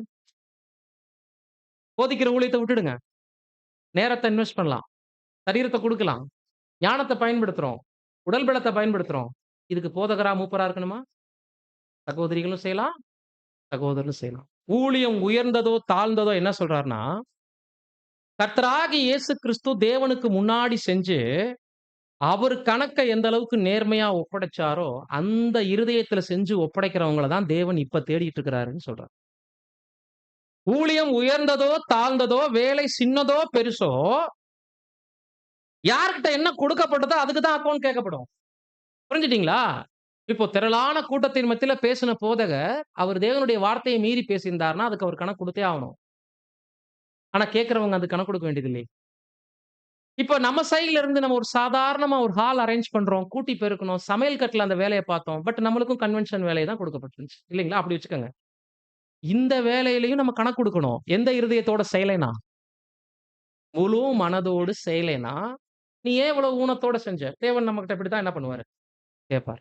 அப்ப தேவனுடைய ராஜ்யத்துக்கு நம்மள உயர்த்துறதுல, ஊழியங்கள் முக்கிய பங்கு வகுக்கிறது இல்ல. தாழ்மையுள்ள மனநிலை தான் முக்கிய பங்கே வகுக்குது. இந்த தாழ்மை அப்படிங்கிறதுக்கு ஒரு சின்னம் தான் கர்த்தராகிய இயேசு கிறிஸ்து. யோசிச்சு பாருங்க. அப்போஸ்தலர்கள் அவ்வளவு பேர் வந்து ஆச்சரியப்பட்டுட்டு இருக்காங்க. ஒரு ஸ்திரீ கிட்ட பட்டினியோட உட்கார்ந்து இவ்வளவு நேரம் பேசிட்டு இருக்கிறார். அவரை விட யார் உயர்ந்த போதகர் இந்த பூமியில? பட் அவரு நான் கூட்டத்தின் மத்தியில தான் போதிப்பேன் சொல்லலையே. அப்ப எந்த வேலை என்ன மனநிலையோடு செய்றோம் இல்லைங்களா? அதுதான் இந்த இடத்துல முக்கியமாக பார்க்கப்படுது. மோசேயினுடைய அவங்க மாமா இருக்கார் இல்லைங்களா? அவரு மோசேக்கு ஒரு ஆலோசனை சொன்னார். என்ன சொன்னார் தெரியுங்களா? வாசிக்கலாம். யாத்திராகமம் 18:21. ஜனங்கள் எல்லாருக்குள்ளும் தேவனுக்கு பயந்தவர்களும் உண்மையுள்ளவர்களும் பொருளாசை வெறுக்கிறவர்களுமான திறமையுள்ள மனிதரை தெரிந்து கொண்டு 21. அவர்களை 1000 பேருக்கு அதிபதிகளாகவும் ம். 100 பேருக்கு அதிபதிகளாகவும் 50 பேருக்கு அதிபதிகளாகவும் 10 பேருக்கு அதிபதிகளாகவும் ஏற்படுத்தும். பாருங்க 3 தகுதி சொல்றாருங்க. மோசே லட்சக்கணக்கான ஜனங்களை வச்சுட்டு வழக்குகளை தீர்க்க முடியாம போராடிக்கிட்டு இருந்த டைம் அது. அப்போ அவங்க மாமா சொன்னாரு, "இவ்ளோ வழக்கையும் நீ ஒரு ஆளா என்ன பண்ணாதீங்க. நீங்க நியாயம் விசாரிச்சீங்கன்னா தீராது. நீங்க என்ன பண்ணிடுவீங்க ரொம்ப சோர்ந்து போயிடுவீங்க. முடியாது உங்களால. அதனால ஜனங்கள் மத்தியில ஒரு 3 தகுதிகள்ல ஆட்கள செலக்ட் பண்ணுங்க. அவங்களுடைய தகுதி என்னவா இருக்கணும் அப்படின்னா, பொருளாசையை வெறுக்கவும். முதல்ல தேவனுக்கு பயப்படணும். முக்கியமா பொருளாசையை வெறுக்கணும். வெறுக்கக்கூடியவங்களாக இருக்கணும். அப்புறம் உண்மை உள்ளவங்களா இருக்கணும். இந்த 3 நிலைமைகள அங்க சொல்றார். இந்த மாரி செலக்ட் பண்ணி, அவங்கள 100 பேர விசாரிக்க சொல்லு, 50 பேத்த விசாரிக்க சொல்லு, 10 பேருக்கு கூட 1000 பேருக்கு கூட என்ன பண்ணுங்க, அதிபதியா போட்டுனா, சின்ன சின்ன நீதிமன்றங்கள் ஒருங்கிணைந்த நீதிமன்றங்கள்னு பார்க்குறோம் இல்லைங்களா? மாவட்ட நீதிமன்றங்கள்ல. அந்த கோர்ட்ல வந்து பார்த்தீங்கன்னா, பெரிய கேஸ் எல்லாம் பெரிய நீதிபதிகள் விசாரிச்சுட்டு இருப்பாங்க. பெரிய இடமா இருக்கும். இந்த சின்ன சின்ன பெட்டி கேஸ் எல்லாம் இருக்கும் பார்த்தீங்களா? அதெல்லாம் 10க்கு 10 ரூம்ல தான் விசாரிக்கப்படும். அப்ப அதெல்லாம் குட்டி குட்டி விசாரணையா இருக்கும். அதெல்லாம் கூட சட்ட புத்தகத்துல இருந்து வந்திருக்குது தான். நியாய விசாரிப்புகள் கூட இன்னைக்கு டிவிஷன் பிரிச்சிருக்காங்க. இந்திய அரசியலமைப்பு சட்டம் கூட எங்க இருந்து இயற்றப்பட்டது தான்? பைபிள்ல இருந்து தான். அந்த மாதிரி நியாயாதிபதிகள் என்ன பண்ணாருங்க? பிரிச்சு குடுத்தாரு. இதுல பாயிண்ட் என்னன்னா, தேவனுக்கு பயப்படுகிறவர்கள், உண்மையுள்ளவர்கள், பொருளாசை. இந்த பாயிண்ட் இங்க ஏன் நம்ம பார்க்கிறோம் அப்படின்னா, இந்த 3 நிலைகள்ல தான் இன்னைக்கு தேவன் வந்து நம்மள தேடிட்டு இருக்கிறாராம். தேவனுக்கு பயப்படுறவங்களா இருக்காங்களா? அப்படின்னா அவங்களுடைய கிரியைகள்ல எது எதுலலாம் வெளிப்படணும். அவங்க உண்மையிலேயே தேவனுக்கு பயப்படுறாங்கங்கிறது, லைஃப்ல எல்லா காரியங்களையும் வெளிப்படணும் இல்லைங்களா? 2 உண்மை. அவங்களுக்கு ஒப்படைக்கப்பட்ட ஊழியம் சின்னதோ, பெருசோ, அந்த ஊழியத்துல நேர்மையாக இருக்கிறாங்களா? 3 தற்கால பூமிக்குரிய விஷயங்கள், பொருளாதாரங்கள் ஒரு பொருட்டே இல்லன்னு சொல்லிட்டு, பொருளாசை என்ன பண்ணணுமா அவங்க? வெறுத்தரணும் கம்ப்ளீட்டா. இந்த 3 தகுதி நிலை இன்னைக்கு சபையாக அழைக்கப்பட்டவர்களுக்கு முக்கியமானது. பல்வேறு குணலட்சணங்கள், நம்ம வளர்த்துக் கொள்ள வேண்டிய விஷயங்கள நெறைய எக்ஸ்ப்ளைன் பண்ணலாம். சுருக்கிட்டோம் அப்டின்னா, தேவ பயம் இருந்தா, எல்லா விஷயத்திலயும் உண்மையா இருக்க தோணும். எல்லா விஷயத்திலயும் உண்மையா இருக்கிறவங்க கண்டிப்பா பூமிக்குரிய பொருளாசைக்கு நிச்சயமாக அவங்க ஆட்கொள்ளப்பட்டவர்களா இருக்க மாட்டாங்க. இந்த 3 தகுதிகள் இன்னைக்கு நமக்குள்ள பரீட்சிக்கப்படுது அப்டிங்கிறார். சின்ன சின்ன காரியங்கள்ல தேவனுக்கு பயப்படாததுனால தான், ஆவிக்குரிய அநேக நன்மையான விஷயங்கள அசட்டை பண்றோம் இல்லைங்களா? இதெல்லாம் பார்த்துக்குவாங்க யாரோ. என்னமோ யாரோ செஞ்சுக்கிட்டோம் அப்படிங்கிற மாரி சில நேரங்கள்ல, அநேக விஷயங்கள்ல இப்ப நம்ம பாடம் இன்ட்ரோடக்ஷன் குடுக்கும்போது, சின்ன சின்ன உதாரணங்களை உங்களுக்கு எடுத்து வச்சோம் இல்லைங்களா? இதுலலாம் நம்ம உண்மையா இருக்கணுமா, தேவன் அவ்வளோ தூரம் நம்மள கவனிக்கிறார்ன்னு நீங்க யோசிச்சிருக்கலாம் ஒருவேள. நாம தேவனுக்கு பயப்படுகிறவர்கள்ங்கிறது எதுல தான் வெளிப்படும் அப்படின்னா, சின்ன சின்ன விஷயங்களிலெல்லாம் தேவன் என்னை கவனித்துக் கொண்டிருக்கிறார் என்கின்ற மனப்பக்குவம் தான், பெரிய தவறுகளும் நம்ம செய்ய விடாமல் நம்மள பாதுகாக்கும். வாழ்க்கையில சின்ன தோல்வி, மாபெரும் தோல்விக்கும், வாழ்க்கையினுடைய சிறிய சிறிய வெற்றி, மிகப்பெரிய வெற்றிக்கும் நம்மள என்ன பண்ணுமா? கொண்டு போகுமா? அப்ப பாருங்க, தேவனுக்கு பயப்படுகிற பயம் அப்படிங்கிறது எப்படிப்பட்டதாக இருக்கணும்? பயம் அப்படிங்கிறது எப்படிப்பட்டதா இருக்கணும்னா, இது மரியாதை கலந்த மிக்ஸிங். பயபக்தின்னு சொல்றோம் இல்லைங்களா? அன்பும், ஒரு மரியாதையும், தேவனை பத்தின ஒரு ஆச்சரியமும் கலந்துட்ட ஒரு கலவைக்கு பேர் தான் பயபக்தி. இந்த இந்த ஒரு சிந்தை இருந்துச்சுன்னா, வீட்ல இருந்தாலும் தேவன் என்ன பார்க்கிறார். ரோட்ல இருந்தாலும் பார்க்கிறார். ஆலயத்துல எக்லிஷியால இருந்தாலும் தேவன் என்னை பார்க்கிறார். கன்வென்ஷன் ஹால்ல இருந்தாலும் பார்க்கிறார். இந்த ஒரு சிந்தை இருந்துட்டாலே, எந்த இடத்துலயும் நம்ம தவறு பண்ணாம நம்மள கண்ட்ரோல் பண்ணிக்கலாம் தெரியுங்களா? அதுக்கு தான் முதல் கருத்தாக மோசேயினுடைய மாமனார் சொன்னாரு. நீ ஜனங்களை ஆளுகை செய்யறதுக்கு வைக்கும்போது, முதல்ல தேவனுக்கு பயப்படுகிற பயம் அவங்களுக்கு இருக்குதாம். 2வது அவங்கள நம்பி ஒரு பொறுப்ப ஒப்படைச்சீங்க அப்படின்னா, வரவு செலவு விஷயத்திலயும், வழக்கு சம்பந்தப்பட்ட விஷயங்கள்லயும், அவங்க நேர்மை உள்ளவங்களா, உண்மையாக விசாரிப்பாங்களா? அல்லது இருநாவு கொண்டவங்களாக இருப்பாங்களா? அல்லது யாருக்காவது அநியாயம் செய்து ஒருத்தருக்கு சப்போர்ட் பண்ணக்கூடியவங்களா இருந்துறக்கூடாது. உண்மைனா இப்ப எதுலலாம் வெளிப்படணும்? அவங்க வழக்கை விசாரிக்கும்போது, இன்னைக்கு இருக்கக்கூடிய கோர்ட்ல நடக்கிற மாரி வக்கீல்கள் தவறு பண்ற மாரி பண்ணிறக்கூடாது. இயல்பாகவே சுபாவத்திலேயே தேவனுக்கு பயந்ததுக்கு அப்புறம், உண்மைக்காக நிக்கக்கூடியவங்களா இருக்கணும். உண்மை உள்ளவர்களாக அவங்க இருக்கணும். எதையும் எப்பொழுதும் எப்படியும் திரிச்சு பேசக்கூடியவங்களாக இருக்கக்கூடாது. குறிப்பாக ஒரு நியாயாசனத்துக்கு உட்கார வைக்கக்கூடிய நபர்கள்ட்ட பணத்தாசை, பொருளாசை இல்லாம பாத்துக்க. ஏன்னா, ஜனங்களுடைய வழக்கை விசாரிக்கும்போது நெறைய அபராதங்கள், பலிகள், காணிக்கைகள்லாம் வரும். இல்லீங்களா? அத கையாள வேண்டிய சூழல் வரும். அப்ப யாருக்கு எந்த ஆசை வந்துறக்கூடாது? பொருளாசை நியாயம் விசாரிக்கிறவங்களுக்கு வரக்கூடாது. இப்ப மோசே யாருக்கு நிழல்? ஆண்டவராகிய இயேசு கிறிஸ்துவுக்கு நிழல். இப்ப கர்த்தர் இயேசு எத்தன தகுதியில நம்மள தேடிட்டு இருக்கிறாரு? தேவனுக்கு பயப்படுறவங்களா இருக்கணும், உண்மை உள்ளவங்களா இருக்கணும், பொருளாசை வெறுக்கிறவங்களா இருக்கணும். 3 தகுதி நிலையில நம்மள தேடிட்டு இருக்கிறாரு. இப்போ இந்த விஷயத்துக்கு நம்மள தகுதிப்படுத்தும்போது என்ன சொல்றாருன்னா, வாத்திய கருவிகள்ல பல இன்ஸ்ட்ருமென்ட் ப்ளே பண்ணிட்டு இருக்கும்போது, ஒரு பாட்டை நம்ம இயற்றி அந்த பாட்டை உருவாக்கும் பொழுது, மியூசிக் கம்போசர்ஸ் என்ன பண்ணுவாங்கன்னா, அந்த பாட்டுக்கான சரியான ரிதத்துல எல்லா வாத்திய கருவிகளையும் ப்ளே பண்ணணும். கிட்டார், வீணை, வயலின், கீபோர்டா இருக்கட்டும், ஃப்ளூட்டா இருக்கட்டும், அந்தந்த இடத்துக்கு பிளேஸ் பண்ணுவாங்க. ஒரே நோட்ஸ்ல அழகா குடுத்திருப்பாங்க. அது ஒருவேள ஏதாவது ஒரு வாத்திய கருவி வேற நோட்ஸ்ல வாசிக்கப்பட்டுச்சுன்னா, அந்த பாட்ட என்ன பண்ணிரும்? எடுத்துரும். ஒரு பாடல் ஒரு ராகத்துல அமையுது. அதற்கான ரிதம் இது. இந்த ஸ்கேல்ல இது அமையணும். அப்படி வாசிச்சுட்டு இருக்கும்போது, ஃப்ளூட் வாசிக்கிறவர் மட்டும், அந்த பாட்டுக்கு சம்பந்தம் இல்லாத ஒரு ராகத்துல ஃப்ளூட்ட வாசிச்சுட்டாருன்னு வச்சுக்கோங்க. இந்த பாட்டுக்கும், அந்த ஃப்ளூட்டுக்கும் என்ன ஆகாதுங்க? கனெக்ட் ஆகாம அந்த பாட்ட என்ன பண்ணிரும்? எடுத்துரும். இப்ப ராஜ்யத்துக்கு நம்மள தகுதியாக்குற விஷயங்கள் என்ன சொல்றாருன்னா, 99ல நம்ம சரியா இருந்து கூட, 1ல தவறிட்டோம் அப்படின்னா, அந்த பாட்ட எப்படி ஒரு தவறான இசை கெடுக்குதோ, நாம பல விஷயங்கள நேர்மையா இருந்து கூட சின்ன விஷயத்துல தவறிட்டோம்னா கூட, ராஜ்யத்துக்கு நம்ம தகுதி ஆக மாட்டோம்ங்கிறத ஆதார வசனம் நமக்கு குறிப்பிடுது. தேவனுக்கு பயப்படணும், உண்மை உள்ளவங்களாக இருக்கணும். குறிப்பாக பொருளாசை என்ன பண்ணணும்? இருக்கிறவங்களாக இருக்கணும். இப்போ அந்த எக்ஸ்பிளைன் நம்ம வாசிக்க கேட்கலாம். ரீப்ரிண்ட் நம்பர் 57, 40 ஸ்லைடு அப்படியே வாசிங்க brother. கர்த்தர் நம்மை அன்புடன் நெருக்கமாக கவனித்து வருகிறார். ம். நாம் ஜெயம் கொள்ள வேண்டும் என்று விரும்புகின்றார்.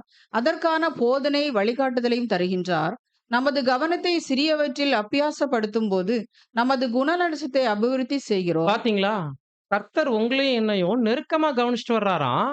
அவருடைய நோக்கம் என்னவா? நீங்களும் நானும் ராஜ்யத்தை எப்படியாவது வெற்றியோடு அடையணுங்கிறது தான்.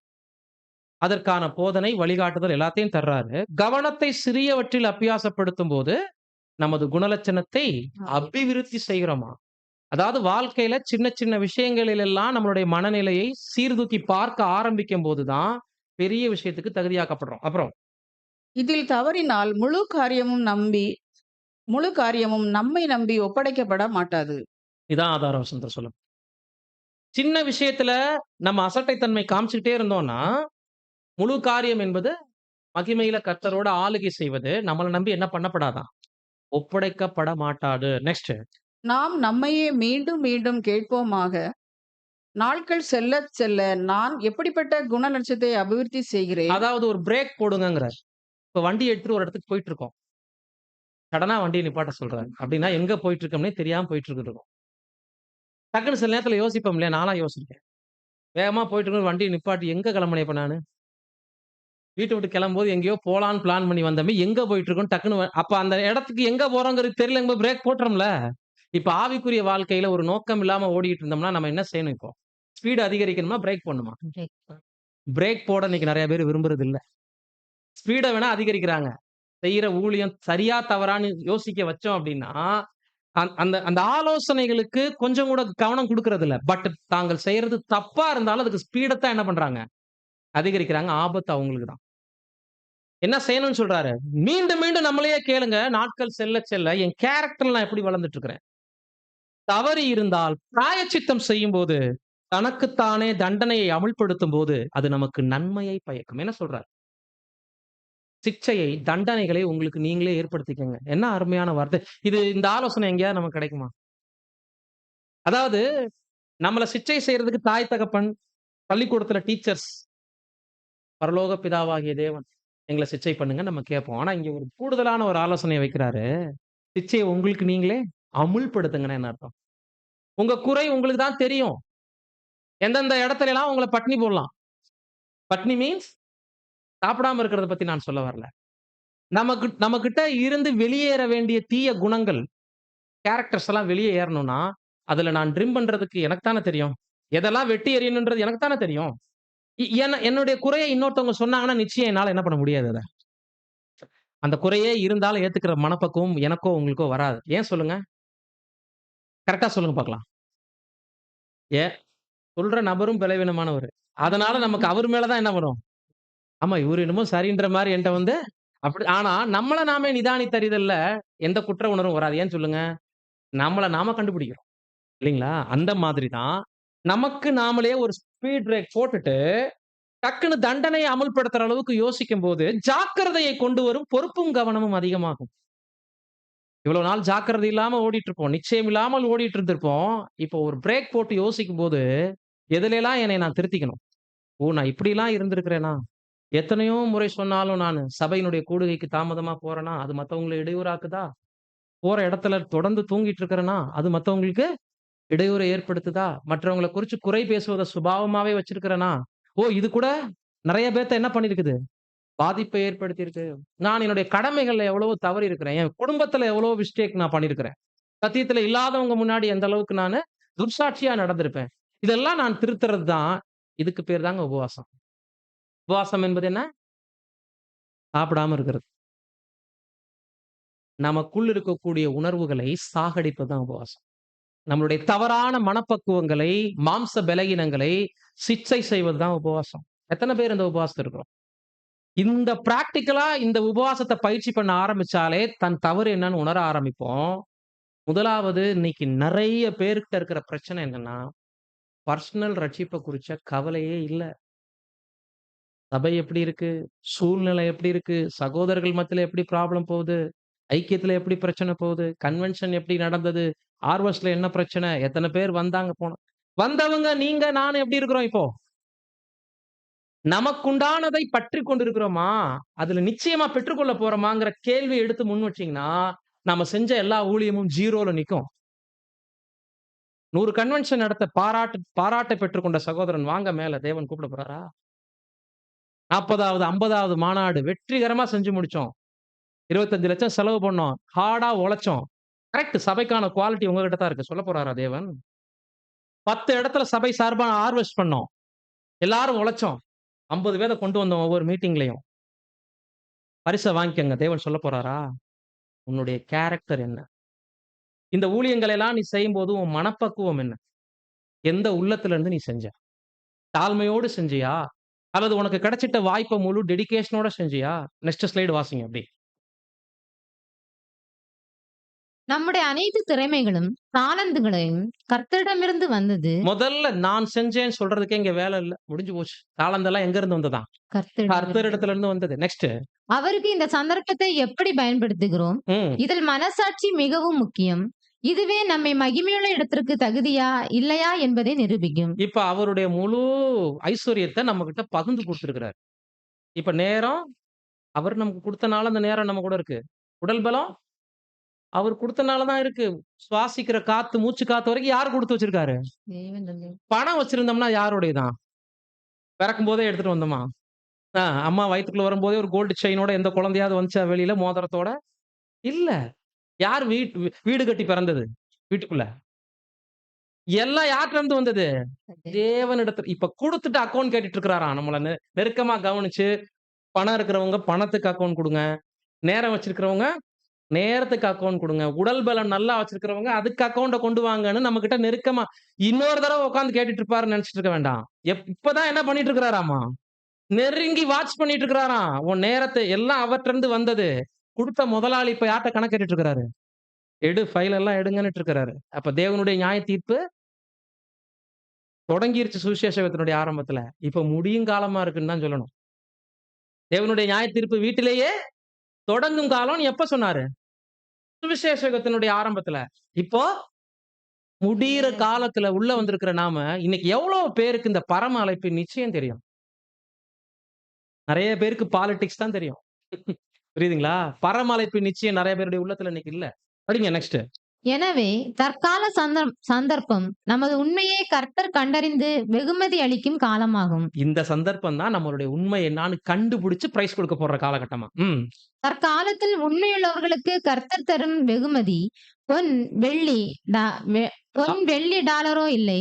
அனைத்திலும் மேலானவை ராஜ்யத்தின் மிகப்பெரிய பொறுப்பு அவர்களிடம் ஒப்படைக்கப்படும். பொண்ணு, வெள்ளி, வெகுமதி இதெல்லாம் உலகம் தரக்கூடிய பாராட்டு. கோல்டு மெடல் வாங்கிக்க, ஷீல்டு வாங்கிக்க, அது வாங்கிக்க, இது வாங்கிக்க. இதெல்லாம் கர்த்தர் கொடுக்க போறதில்ல. மேலானவைகள் ராஜ்யத்தினுடைய மிகப்பெரிய பொறுப்பு அவர்களை நம்பி ஒப்படைக்கப்படும். ஆனால் உண்மை இல்லாதவர்களோ பொன்னையும் வெள்ளியையும் தங்களுடையது என நினைத்து தேடிக் கொண்டிருக்கிறார்கள். இவர்கள் கர்த்தர் தேடிக் கொண்டிருக்கின்ற வகுப்பாராக இருக்க மாட்டார்கள். நெத்திலட்சுமார் சொல்லியிருக்கிறார். உடன்படிக்கை வாழ்க்கைக்கு பிறகு பணம் சம்பாதிக்கன்னு ஓடிட்டு இருந்தீங்கன்னா கர்த்தர் உங்களை தேடல. வீடு கட்டணும், இந்த உலகத்துல செல்வந்தர்களா உயரணும்னு நினைச்சு ஓடிட்டு இருக்கீங்களா? கர்த்தருக்கு நீங்கள் தேவையில்லை அப்படிங்கிறார். இதெல்லாம் இன்வெஸ்ட் பண்ண வந்துட்டு நம்மளுடைய நேரத்தையும், பொருளாதாரத்தையும், உடல் பலத்தையும் பலிபீடத்தின் மேல வச்சுட்டு சத்தியத்துக்குன்னு சொன்ன பிறகு உண்மையான வெள்ளியையும், பொன்னையும், பணத்தையும், டாலரையும் தேடிக்கிட்டு இருக்கிறவங்கள கர்த்தர் தேடிக்கிட்டு இல்லையாம். எவ்வளவு பிராக்டிகலா இருக்கு பாத்தீங்களா வார்த்தைகள்? இப்படி இருக்கா நம்மளுடைய உடன்படிக்கை லைஃப்? எவ்வளவு பேர் உடன்படிக்கை செய்த பிறகு உண்ணவும் உடுக்கவும் போதுங்கிற மனநிலையோடு நெக்ஸ்ட் எல்லாமே அர்ப்பணிப்புக்கு அப்படிங்கிற மென்டாலிட்டியோட இன்னைக்கு வாழ்ந்துட்டு இருக்கிறோம். 99% உலகத்துக்கும் 1% கூட நம்ம சபைக்கு வந்து போற நிலையில கூட முழுமையா நம்மளால கொடுக்க முடியாம தான் இன்னைக்கு விழுந்துட்டு இருக்கிறோம்.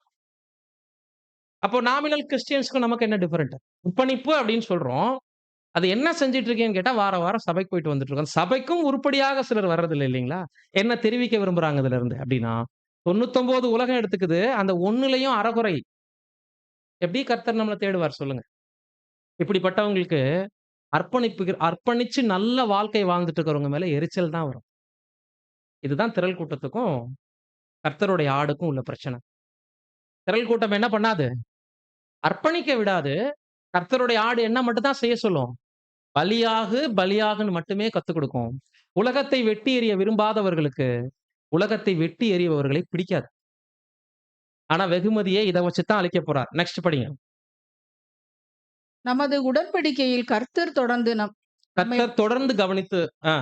நம்மை பார்க்கின்றார். ம். நாம் $1,00,000 பெற்றிருந்தாலும் அது அவருக்கு ஒன்றுமில்லை.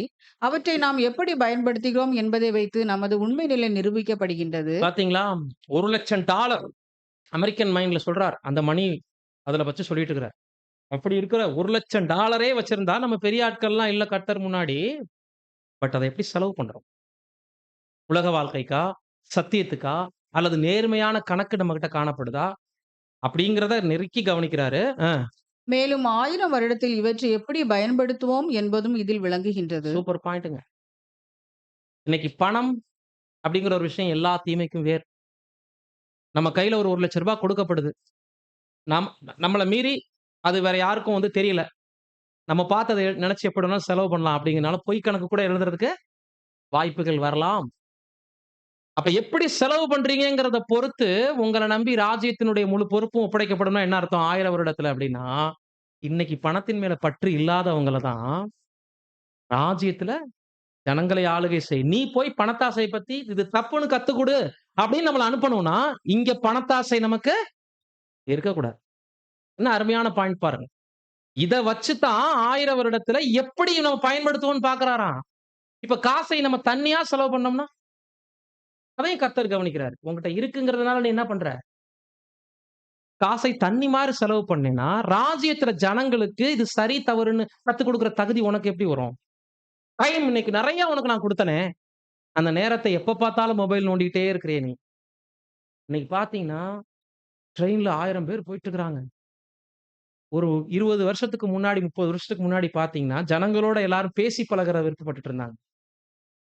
இன்னைக்கு செல்போனோட தான் எல்லாரும் பேசிட்டு இருக்கிறாங்க. எல்லாரும் அனாதைகளா இருக்காங்க. ஒரு கூட்டமா உட்கார்ந்திருந்த இடத்துல, தனித்தனி அனாதைகளா போயிட்டு இருக்கிறாங்க ட்ரெயின்ல. எல்லாருமே ஆனா பேசிக்கிட்டு இருக்கிறாங்க. இப்டி காதுல கை வச்சு. சொல்லுங்க, சொல்லுங்கன்ட்டு இருக்கிறாங்க. எல்லாம் தனித்தனியா பேசிட்டு இருக்கிறாங்க. யாருக்கு யாரையும் தெரியல. என்டர்டெயின்மென்ட் எதுக்குள்ள வந்துருச்சு? மொபைல். இப்ப நேரத்த பர்ச்சேஸ் பண்ணுங்க அப்படின்னு வசனம் நமக்கு சொல்லுது. பட் நெறைய கிடைச்சவங்க இன்னைக்கு நேரத்த எங்க செலவு பண்றாங்க தெரியுங்களா? மொபைல். இதான் நெருங்கி கவனிச்சு வெகுமதி அளிக்கக்கூடிய காலம்னா, நேரத்த அதிகம் பெற்றுக்கொண்டவங்க விரயம் பண்ணோம்னா, கர்த்தருக்கு நம்ம தேவையில்ல. பணங்காசு அதிகம் வச்சிருக்கீங்களா? அது உபத்திரவத்துல விடுவிக்க போறதெல்லாம் இல்ல. சத்தியத்துக்கு இன்வெஸ்ட் பண்ணிடுங்க. பண்ணலைன்னா நீங்க தேவையில்ல. உடல் பலம் நெறையா இருக்கா? ஏதாவது வேலை நான் செய்யணும். சத்தியத்துக்காக செய்யணும். அப்படின்றதுக்கு பிரயாசப்பட்டுடுங்க. அத அப்படியே போட்டு வச்சீங்கன்னா, கர்த்தர் நம்மள தேடல. பலி என்பதே பல்வேறு திறமைகளையும், தாளந்துகளையும் ஸ்கேன் பண்ணி கண்டறிஞ்சு, அதை சுத்த உள்ளத்தோட நம்ம செய்றது தானே. பாருங்க முக்கியமான பாயிண்ட் கன்க்ளூஷன் படிங்க. வருங்கால மகிமையுடன் ஒப்பிடுகையில் இந்த சிறிய ஊழியங்கள் ஒன்றுமில்லை. ம். ஆனால் இந்த சிறிய ஊழியத்தில் உண்மையாயிருந்து பெரிய ஊழியத்திற்கு தகுதியாக்கப்படுகின்றோம். வருங்கால மகிமையோட ஒப்பிடுகையில், இப்ப நம்ம செய்ற எல்லா ஊழியமும் சின்னதான். இந்த ஊழியம்லாம் ஒண்ணுமே இல்ல. ஆனால் அதோட ஒப்பிட்டு நம்ம பார்க்கும்போது ஒண்ணுமே இல்ல. இந்த ஊழியத்துல உண்மையா இருந்து பெரிய ஊழியத்துக்கு தகுதியாக்கப்படுகிறோம். என்ன அருமையான பாயிண்ட் பார்த்தீங்களா? இது எப்படின்னா ஒரு ஆபீஸ்ல வந்து சின்ன சின்ன வேலைகள்ல உண்மையா இருந்து புரமோட் ஆயிட்டே போவாங்க இல்லைங்களா? அவர் இந்த விஷயத்துல லஞ்சம் வாங்கல, அடுத்த போஸ்டிங் போடுங்க. இந்த இடத்துல உண்மையா இருந்தாரு, இவர அங்க தூக்கி போடுங்க. அப்படி போறாங்க இல்லைங்களா? அந்த மாதிரி சின்ன காரியங்கள்ல நேர்மையா இருந்து அக்கவுண்ட்ட செட் பண்றவங்க, இவங்கள அங்க வச்சாலும் கை சுத்தமா இருப்பாங்க. வார்த்தைகள்ல சுத்தமா இருப்பாங்க. குடுத்த வேலைகள்ல நேர்மையா இருப்பாங்க. குறிப்பாக தேவனுக்கு என்ன பண்ணுவாங்க? பயப்படுவாங்க. Last point. அவரோடு ஆளுகை செய்பவர்கள் அன்பு, நீதி, ஞானம், வல்லமை ஆகிய குணங்களில் வளர்ச்சி பெற்றிருக்க வேண்டும் என்று கர்த்தர் எதிர்பார்ப்பது நியாயமானதே. ஆமா. இவ்ளோ கவனமா எங்கள கவனிக்கணுமா பிரதர்? நாங்க வந்துட்டு பலவீனம் இல்லையா? அப்படின்னு ஒரு வேள கொஸ்டின் நமக்குள்ள வந்துச்சுன்னா, கொடுக்கப்பட போற ஊழியம் எப்படிப்பட்டதுன்னா, குடுத்த பிறகு பாவம் செஞ்சா அவங்க கிட்ட திருப்பி வாங்க முடியாது. விழுந்து போன தூதர்கள் மாரி தவறு பண்ணி, அவங்கள மறுபடியும் சங்கிலிலலாம் கட்டி வைக்க முடியாது. ஏன்னா இவங்க யாரு? அழியாமையை பெறப்போறவங்க. அப்ப அவங்களுடைய கேரக்டர் எல்லாம் இங்கேயே சோதிக்கப்படணுமா இல்லைங்களா? 1,44,000 பேர்ட்ட தேவன் எந்த குறைவான விஷயத்தையும் அக்செப்ட் பண்ணிக்கவே மாட்டாராமா. ஏன்னா, அவங்க கிட்ட ஒரு சின்ன பிசிறு இருந்தா கூட, நெக்ஸ்ட் பாவம் செய்தாலோ, தவறு இழைத்தாலோ, ஃபாலன் ஏஞ்சல் விஷயம் நமக்கு சிறந்த எடுத்துக்காட்டு. அந்த மாரி போயிறக்கூடாது. அதனால பழுங்கி மாரி நம்மள சோதிச்சு, பொன்னை புடமிடுவது மாரி புடமிட்டு, வண்ணாருடைய சவுகாரம் மாரி நம்மள வச்சு சோதிச்சு, வெள்ளையா வெளுத்து தான் கொண்டு போய் வைப்பார். அதனால ஆதார வசனம் அநேகத்துல தவறிட்டு சின்ன விஷயத்துல மாத்திரம் உண்மை காட்டுங்கங்கிறத நமக்கு பேசல. எல்லா விஷயத்திலயும் லைஃப்ல உண்மைய காட்டுங்க. சின்ன சின்ன விஷயத்துல கூட நீங்க உண்மைய காட்டுங்க. இப்போ ஆதார வசனத்துக்கு அடுத்த வசனத்தை வாசிக்கலாம். லூக்கா 16, 11, 12. மிக சிறியவற்றில் நம்பத் தகுந்தவர். இல்ல அது இல்ல. பிரதர் கீழ இருக்கும். அந்த நான் உங்களுக்கு சொன்னேன்ல அந்த வசனம் போடுங்க. மேல இருக்கும். 11. 11, 12 வாசிங்க. அநீதியான உலகப் பொருளைப் பற்றி நீங்கள் உண்மையாவிராட்டால், யார் உங்களை நம்பி உங்களிடத்தில் மெய்யான பொருளை ஒப்புவிப்பார்கள்? அழகா கன்க்ளூஷன் இந்த வசனத்த காண்பிக்கிறார் பாருங்க. இப்ப நம்ம பார்க்கிற விஷயங்கள் உலக உதாரணங்கள்லாம் அநீதியான உலகப் பொருள். இந்த விஷயத்துல எல்லாம் நீங்க ஒருவேளை உண்மையா இல்லாம போனீங்கன்னா, நம்மளுடைய பொருளாதாரம், நேரம், நம்மளுடைய வார்த்தைகள், நம்மளுடைய பலன், நம்ம செய்யக்கூடிய சின்ன சின்ன வேலைகள், அது சபையிலயோ அல்லது வெளி உலகத்துல நமக்குள்ள வெளிப்படக்கூடிய கிரியைகள், சாட்சிக்கேடான ஜீவியங்கள் இது எல்லாம் அநீதியான உலக காரியங்கள் தான். ஆனா அதிலேயே நேர்மை இல்லைன்னா, உங்களை நம்பி உங்களிடத்தில் மெய்யான பொருளை யார் ஒப்புவிப்பாங்க? நெக்ஸ்ட். வேறொருவனுடைய காரியத்தில் நீங்கள் உண்மை உள்ளவர்களாயிராவிட்டால், ம். உங்களுக்கு யாதொன்றை சொந்தமாகக் கொடுப்பவர் யார்? ஆமா. வேறொருவன்னா யாரு? நம்மள நம்பி ஒரு ஒரு சின்ன கடன் தொகை ஒருத்தர் குடுக்குறாரு. ரூ. 10,000 குடுத்துட்டு இத கட்டி முடிச்சுட்டு, நெக்ஸ்ட் உங்களுக்கு ரூ. 1,00,000 தரேன்னு சொல்றாரு. 3 மந்த்ல நீங்க என்ன பண்ணுங்க? கட்டுங்க. இப்ப இவரு கட்டல. இப்ப அடுத்து போய் ரூ. 1,00,000 கேட்டா அந்த பைனான்சியர் என்ன சொல்லுவாரு? ரூ. 10,000வே நீங்க இழுத்தடிச்சதுனால உங்கள நம்பி நானு இதுதான் இன்னைக்கு நம்ம வாழ்க்கையில போயிட்டு இருக்கு.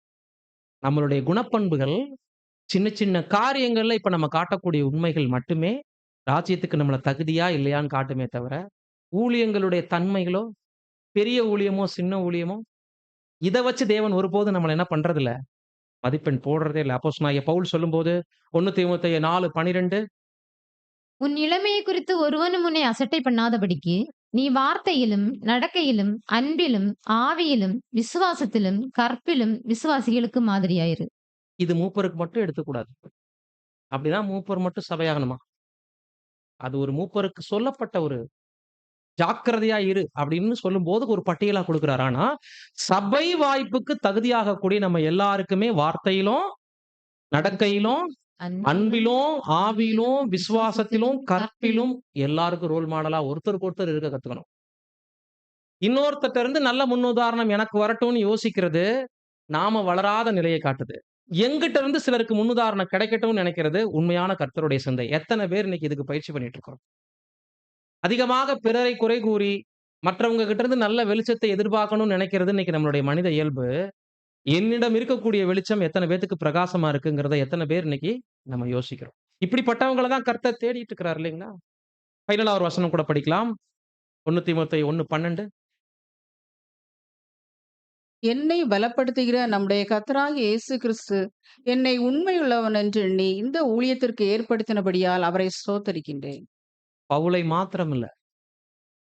இந்த பரம அழைப்புக்குள்ள வரும்போது, பெயர் சபையிலிருந்து உண்மைய தெரிந்து கொண்டு நம்ம இங்க வரும்போது, இந்த மாபெரும் சத்தியம் என்ன மனநிலையில இருந்து தேவனிடத்திலயும், கர்த்தரிடத்திலயும் நமக்கு வந்துச்சு தெரியுங்களா? அங்க காமிச்ச பக்தி வைராக்கியம், ஓரளவுக்கு நமக்கு இருந்துட்ட விசுவாசம், அடுத்த லெவலுக்கு கொண்டு போனாலும் தன்னுடைய பிள்ளைகள் இங்க உண்மை என்ன பண்ணுவாங்க? காண்பிப்பாங்கன்னு நம்மள நம்பி ஒப்படைச்சிருக்கிறாராமா. என்னை உண்மை உள்ளவன் என்று எண்ணி இந்த ஊழியத்திற்கு ஏற்படுத்தினபடியினால் அவரை ஸ்தோத்தரிக்கிறேன். இந்த வசனத்த நம்ம எல்லாரும் நம்ம லைஃப்ல சொந்தமாக்கணும்.